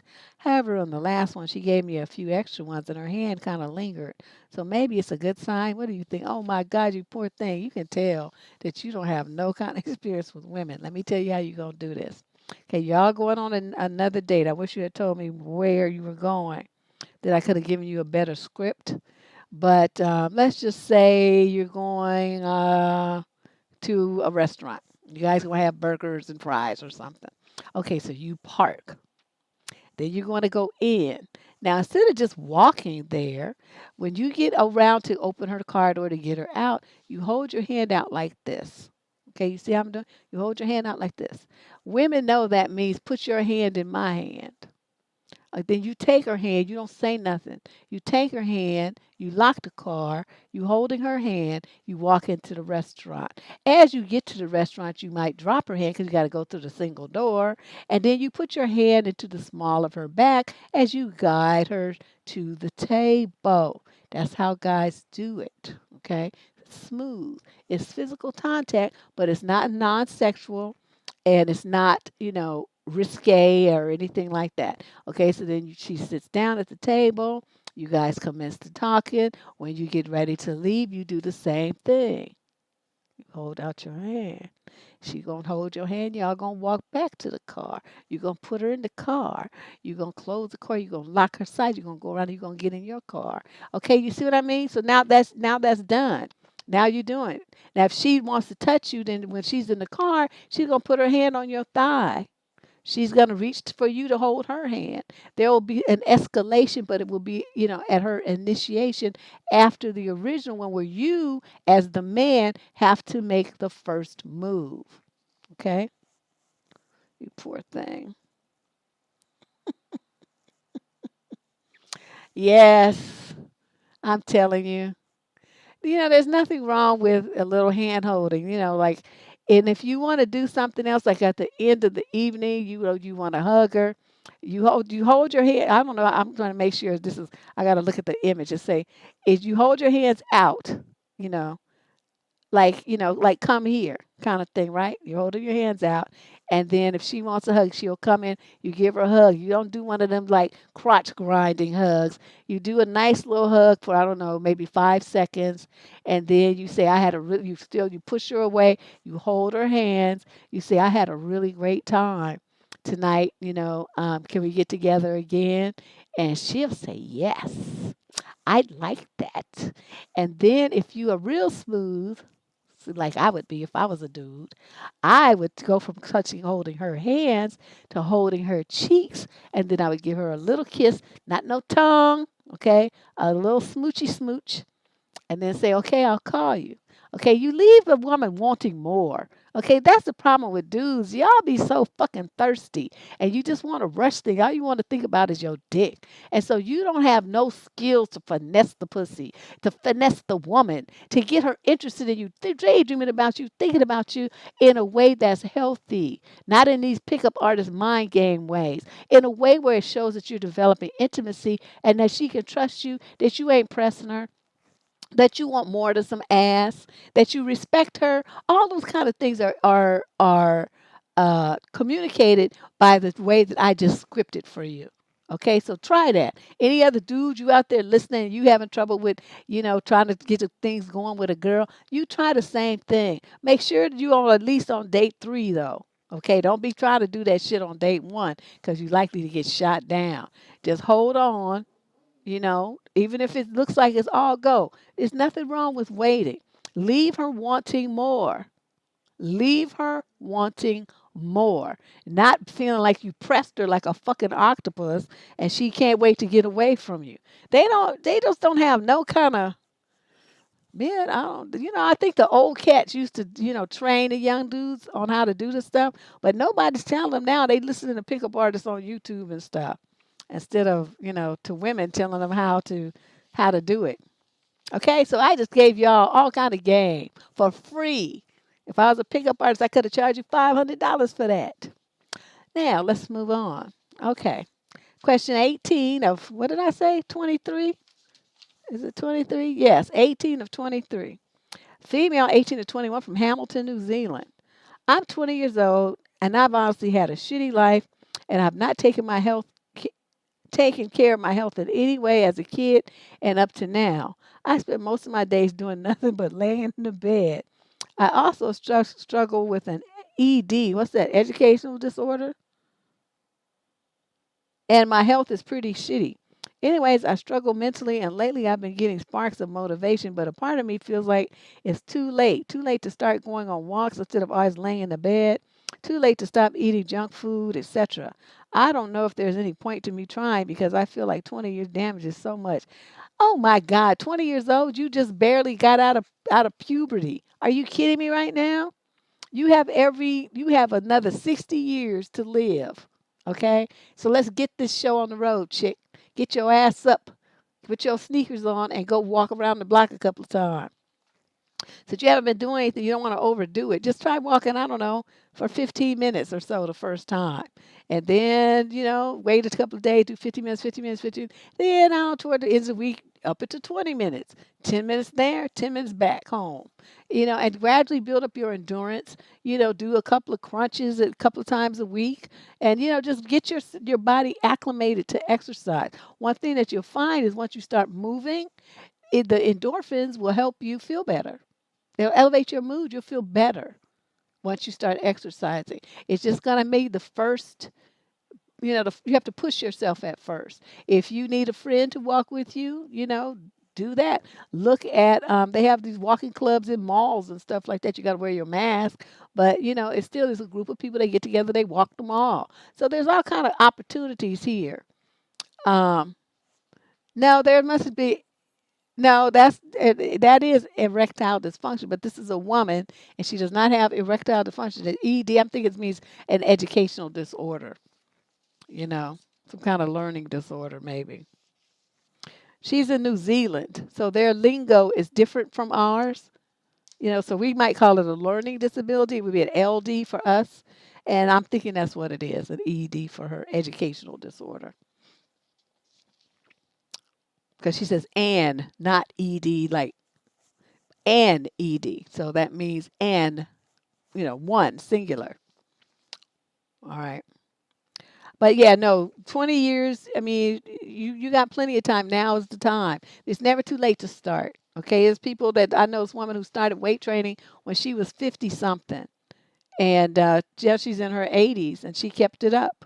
Looks good. Looks great. Okay. So she's like been on TV and all kind of stuff. And she's lifting weights. So it's never too late to start. Let's move on to question number 19. This is a male in the 21 to 25 age group from Logan City, Australia. I'm 24 and have had an FWB for 6 years on and off. Whenever we were serious with other people, we'd stop seeing each other. I usually see her on Friday nights. That way I can have my weekends with other girls and stuff. Anyway, for the past few Fridays, it seems like she's going on dates and coming to see me after. She'll have on lipstick and perfume, a dress showing off cleavage and all that. I don't know. It's fucking with my head. Because even though we discussed our dating lives, it got me wondering why we never go out. I don't mind the free eggplant. I love it. But I'm wondering, what do these guys have that I don't that she wants to go with dinner with them and stuff? I'm black and she's white, so I don't know if it's a race preference. That's fine too. It's just messing with my head right now. Maybe I'm overthinking because recently she said she wasn't sleeping with anybody else. So maybe she isn't dating. What do you think? I think if you want to go out with a girl, unash your testicles and ask her on a date. Say, I know we just FWBs and all of that, but let's go out and see how that goes. I want to go, let's do something else besides boom. Let's go to dinner. Let's go to, I don't know what's open these days. I don't know. Oh, eating disorder? Oh, okay. Well, whatever. That makes sense, though, Lily, versus educational disorder, eating disorder. Okay. But I knew it wasn't like ED like men have. I knew it wasn't that. Um, so what I'm thinking is, you know, if she's not really dating other people, then that means she's coming over dressed up like that to entice you to do what just was happening, to wake your ass up because you stupid. Okay? So it's time to man up. Ask the girl out on a date. I don't know what it is because all she put was ED. I don't know what the ED stands for. We were going to go with eating disorder or educational disorder. It's going to be one of them too. Okay? Question number 20. Female, 30 to 36 from Spokane, Washington. I had a great date on Friday night, but then the drama began. Uh-oh. Deb, my online dating profile is crystal clear that I am separated and just looking for casual romance, not a relationship. I went out with this great guy last Friday night. Thanks, Miss D. He seemed smart and interesting and attractive. I did notice that he talked over me a bit and didn't seem to be a great listener. I was hoping it was because he was excited or nervous and was still going to give him another date. Then, when he walked me to my car, he made an offhand comment about how he can delete his Match.com profile. Wait a minute. Wait a minute. This is after one date he says this to you? I kind of laughed, but I didn't say anything. I got home and he had, in fact, deleted his profile.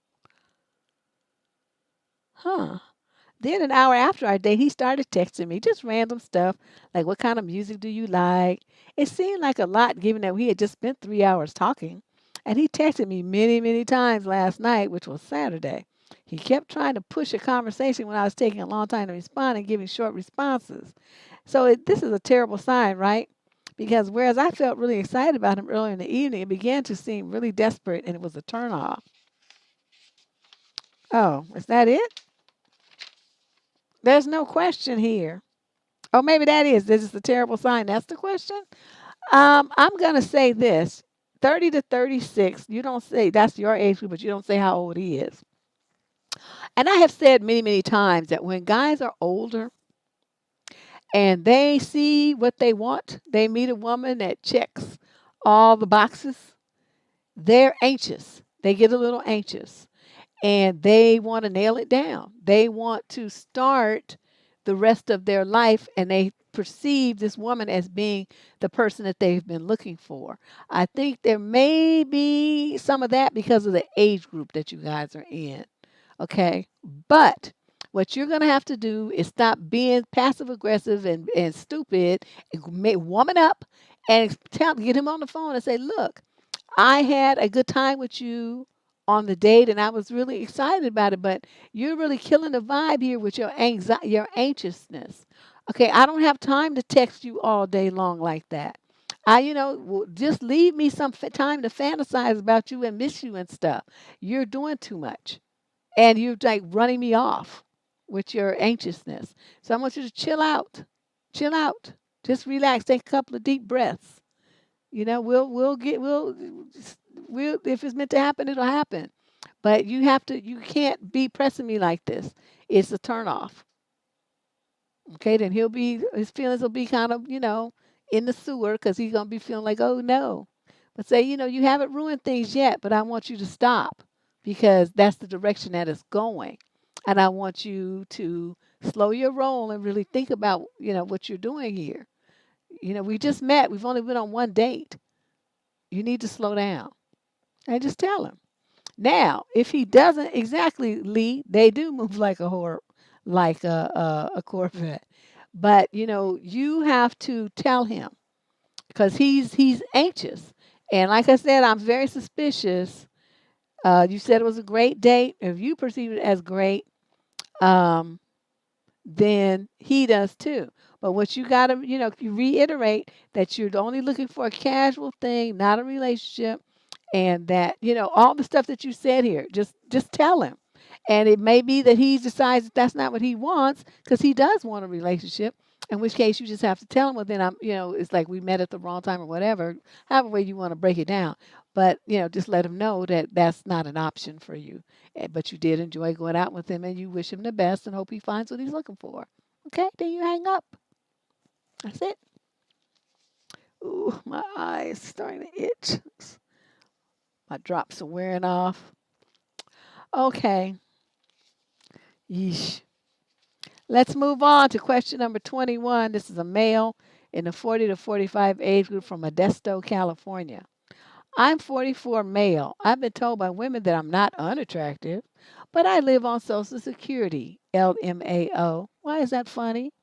I keep having women tell me that money doesn't matter, but apparently for most women I date, being on this check is a deal breaker. I mean, I have my own apartment, I have my own hoopty to drive around, and I'm a pretty accomplished guitarist. I built my own recording setup in my house, and I get a lot of compliments about that. But apparently, because I'm, quote, disabled, I'm not worth a woman's time, LMAO. Sorry if I sound bitter, but I'm pretty jaded at this point. I don't know. Should I give up because the whole process of trying to find a decent woman seems pointless because even though I am a talented artist of sorts, most of all the women I try to date end up being super shallow.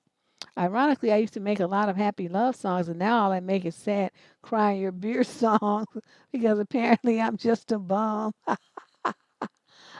going to tell you this, dude. You talking about women in their 40s, they all about security.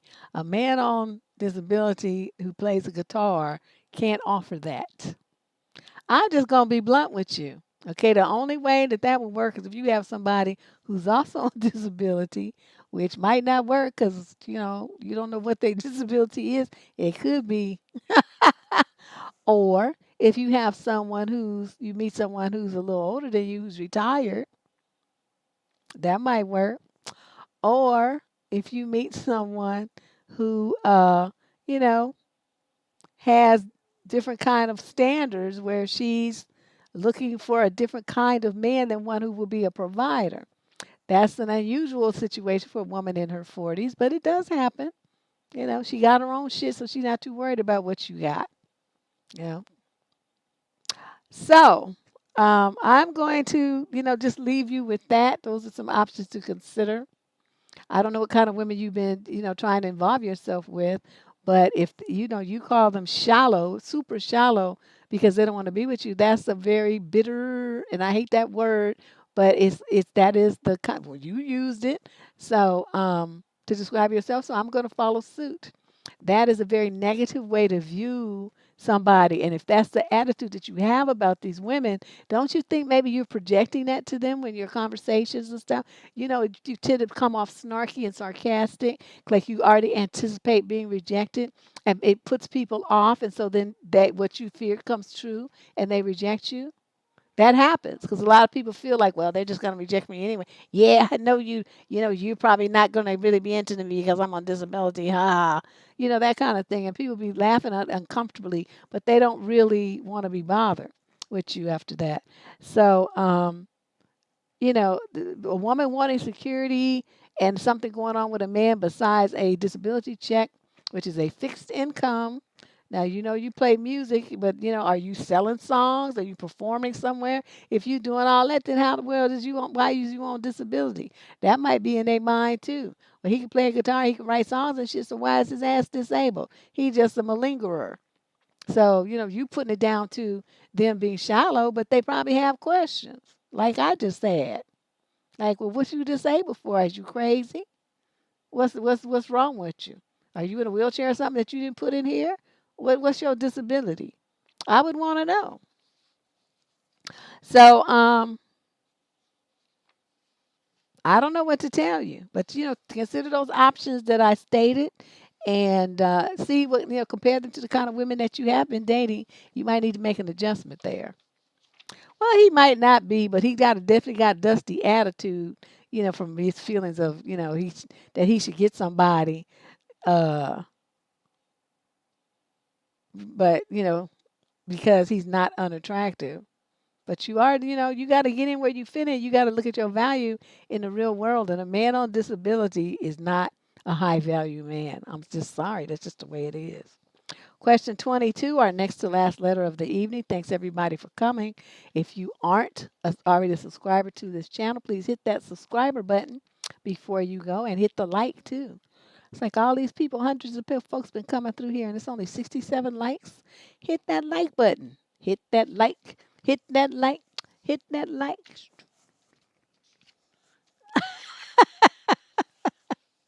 It's nice to see the likes go up.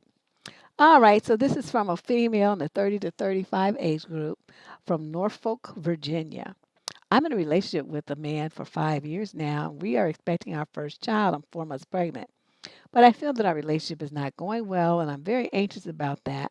I have a feeling that he's manipulating me and that his manipulative tendencies have increased now that I'm pregnant.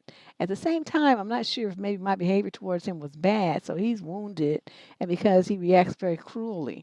I need some advice to understand what's happening. Our fights have the same pattern. Oh, she didn't put numbers, she put dashes. Okay, dash.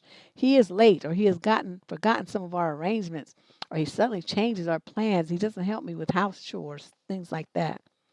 Dash. I get upset or angry. I do not yell or freak out because I become upset. Dash. He freaks out, starts yelling, calling me names, etc. Dash. I am trying to calm the situation and talk to him, explain that the situation is not that bad, that I'm apologizing, etc. Dash. He becomes more angry, accusing me of being selfish, telling me that I like fighting and tension and that I'm making problems for nothing just to hurt him on purpose. Dash, sometimes he hurts me so much that I cry and become very upset. But then he becomes more angry and tells me that I should cry because I'm evil and that I deserve to suffer. Oh my God. Thank you, Leandra. Wow.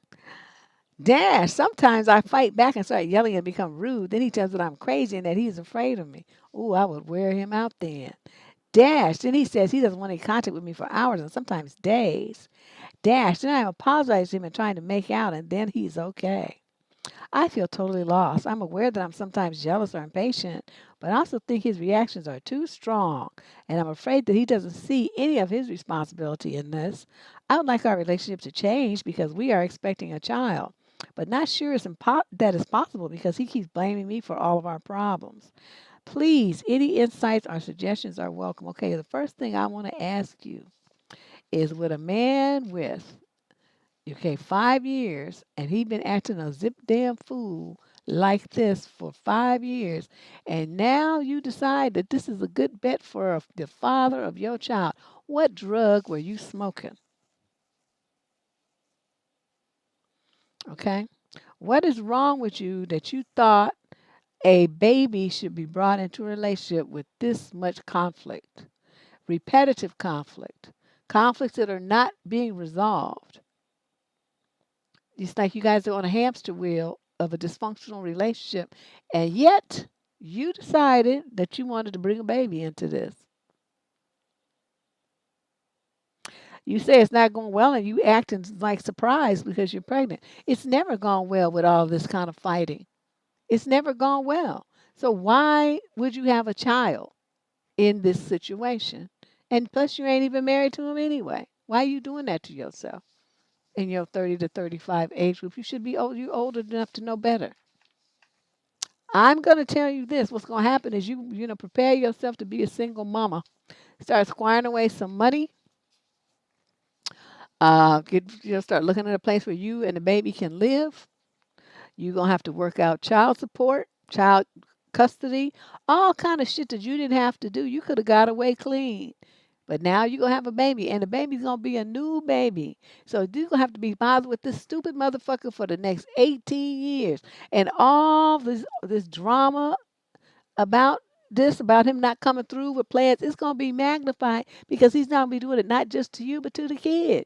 Oh, I'm going to come pick up little Johnny on Saturday. And then you and little Johnny stand at the door waiting for the motherfucker and he don't show up. Right? Because that's his pattern, right? He forgotten some of our arrangements or he suddenly changes our plans. Right? This is the first thing you had on your list. So please explain to me how you think he's going to magically morph into this perfect man for a kid when this is who he is. See, this is who he is, and you didn't want to accept it. So and you crying and whatnot, but you want to get pregnant by this fool. I don't even know what to say because to me, you're too old for this. This is the kind of mistake that teenagers make because they don't know any better. You're a woman in your 30s on a downstroke to 40, and you did something just ass backwards and stupid as hell. So I can tell you, start getting your money together. Start looking for a place where you can move. Start looking for daycare. Get everything lined up. Don't be spending a whole bunch of money on baby clothes. They don't go get some secondhand clothes. They grow right out of them in a couple of weeks anyway, so you don't need to spend a whole bunch of money on that shit. Get you, the crib and all that stuff. Get everything set up because you get ready to be a single mother. And you would have done that to yourself. I just want you to know. I can't have no pity. And our final question of the day, and it looks like it's long as hell. Oh my God, it is. It's a long one. So get ready. This is question number 23. Female 46 to 50 from Derby, England. I have been married for 20 years and have tolerated my mother-in-law and my husband, but tonight I'm at my wit's end. I'm a successful businesswoman with an advanced degree. My husband is retired with very little income. I support our family and purchased my monster-in-law a home nearby. My husband is over there every day. She lives very comfortably thanks to my kindness and generosity, so does my husband. I've always been the breadwinner. I have been nothing but kind to her despite many frustrations that I have. She has lived the role of victim in a verbally abusive marriage for 52 years until my father-in-law passed away 3 years ago.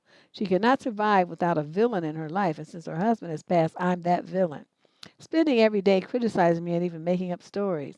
For example, if I leave a message that my husband has to leave right now to make an important appointment, this is because the story that I called and demanded and belittled, which is not and never has been part of my personality. It's part of mine, God damn it. My husband will go along with anything she says and will not and never has said, hey, that's my wife. That's not appropriate, but rather jumps right on the bandwagon and agrees and eggs on the story. The kids have told it. We have 3 children, by the way. The 2 oldest are 19 and 20 and have told grandma that this behavior is not okay, and they have told their dad the same. Oh, good for them. They see grandma on holidays and special occasions because they have stood up and they will not be a part of it. Our 12-year-old tells me the things said too, but he says nothing to the offenders. The property purchased by me for my mother-in-law is privately gated, but I have no access to a key. I am never invited over. I'm on vacation until the fall, making plans to take our 12-year-old to the movies. My husband arrives unannounced and unplanned to pick up my son to, quote, have dinner. Really dinner at grandma's. She usually does on Mother's Day event, which I was told was not happening this year. So my husband and son are invited. The older children are at work, and I am knowingly not invited and left to sit at home alone. I have spent over $1,000 on gifts for my mother-in-law to open at our house in the morning. There's no reason except to be mean. I do not care that I'm not receiving a gift. I have always been about giving, not receiving. I'm upset at the blatant, this is my family, I have control in my face actions. It is a passive-aggressive attempt to create drama that I have no intention of indulging. I'm going to a movie by myself and I plan to say nothing. Am I wrong to not react to this? I'm pretty upset, but reaction is what she wants. So she and my husband have something had bad to say about me next week. I would go something like how it was just a mistake. She thought I was out of town. How dare I suggest? I don't know what that's all about. Okay, see, I'm that bitch. You know what I would do? I bought the house, right? I would sell that bitch out from under her. Make her ass, put her ass in an old folks' home. That's what I would do. Far away from me. And she would have a little studio room in there, probably have to have a roommate and be living there and have to eat in the dining room with all a bunch of old folks that she didn't know that she would be missing that lovely house that she had all to herself. And then every time she looked around and saw all them old people looking like they about to die, and I would say, yeah, how you likes me now? I bet you wish you still had that house, huh? Oh, well, too bad you didn't treat me better, because then you would have still had it. But since I'm just that bitch, I decided to put that hat on and wear it proudly. So, yeah, this is my house. That's my money and everything. And that's all my shit. And I would sell that bitch. You think I'm not? I would sell that shit. She would not know what happened. I would get some locksmiths over there to take that gate down, change that lock, put a key on, put something on there that she can't get off once I kicked her ass out. And then I tell her, oh, the house is being purchased. You need to be out by such and such a day. If otherwise, the sheriff is gonna come and put your shit out on the curb. So make sure you call your son over here so he can help you move your shit out of my house. That's what I would do. And you think I would give a damn that if my husband didn't like it? I say you can move with her. All y'all can go, cause I'm tired of your leech monkey ass anyway. You don't do shit. Just sit around and complain about something and suck up my money. So I'm telling you, I already know me. I know me. I would know. There's no way in this world I would allow anybody to talk to me and treat me like this. And I'm putting a roof over that bitch's head. Oh, that house would so be sold. She wouldn't have to worry. 20 years. You dealing with that shit for 20 years? And you bought her a house. I wouldn't have bought her ass a box of Cracker Jacks. She wouldn't have had to worry. Ooh, honey, these women and these husbands and these mother-in-laws, I just don't understand it. But yeah, that's what I would do. Well, I don't know that she's paying for her living expenses. She said she bought her a house. She's paying for her husband because he's the one who has the low income. Okay, don't get them mixed up. The mother-in-law most likely has, some money from the father's death or something. You know what I mean? She probably got some income, her own, his pension or her own pension or whatever they have in Derby, England for old people, retirees or whatnot.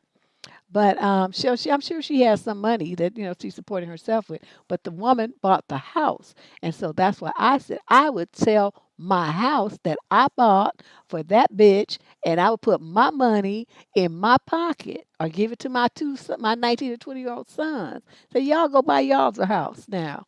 Here's your money. Buy you a condo or something. That's what I would do. So, people want to say you a bitch. Let me show you what a bitch looks like, what a bitch can do, how a bitch can make your life absolutely miserable. That's what I would do. So I don't know, you don't sound like you're that kind because you endured this already for 20 years. I would endure this shit for 20 days. Wouldn't happen. Everybody would have got cussed out. Even your kids are standing up for you more than you're standing up for yourself. And, they would probably, the youngest one of your husband would be horrified that you sold the house out from under grandma. But I would be like, grandma's a bitch. And so grandma could go be a bitch somewhere else other than the house that I paid for. I don't give a fuck where that flying the right, bloom right, and witch goes. But wherever it is, she going to be doing it. It ain't going to be on my dime. And so there you go. That's it. I don't give a fuck. You know what I mean? She, like I said, put her in the old folks' home. She probably got money for that. Go get some council housing. I learned about that now. I got all these UK people. They taught me stuff. So I know about council housing. So she can go get her a council house and live in a council area for old people. She'll be all right. She all right. She'll be all right. So anyway, thanks you guys for coming. I'm glad I was able to make it here. Well, my eyes itchy, so I got to go put some more drops in. But thank everybody who made a super chat donation and supported the channel. I appreciate you. All my Patreon supporters, I appreciate you as well. We're going to have our next show on Friday night. Usually there's more of a gap between the two shows, but it's going to be a one-day gap this time. And we're going to be back for Flummox Friday with more wonderful advice questions like we had tonight. So if you're new here, like I said, be sure to hit the subscription button, hit that instant notification bell so you'll get a reminder to your phone. Otherwise, you'll miss the show. People always complain that they missed the show. They missed it. So you got to set those reminders so it'll come on your phone and tell you, oh, yeah, the show is starting. And you just hit the button and you come right on over here and you don't miss anything. But other than that, you guys enjoy your evening. Enjoy yourselves tomorrow. And come on through here at 6 p.m. Pacific time. That's 9 if you're on the East Coast on Friday night. And we're going to do it all over again. You guys have fun. Thanks for your support and participation. I appreciate you. Bye-bye.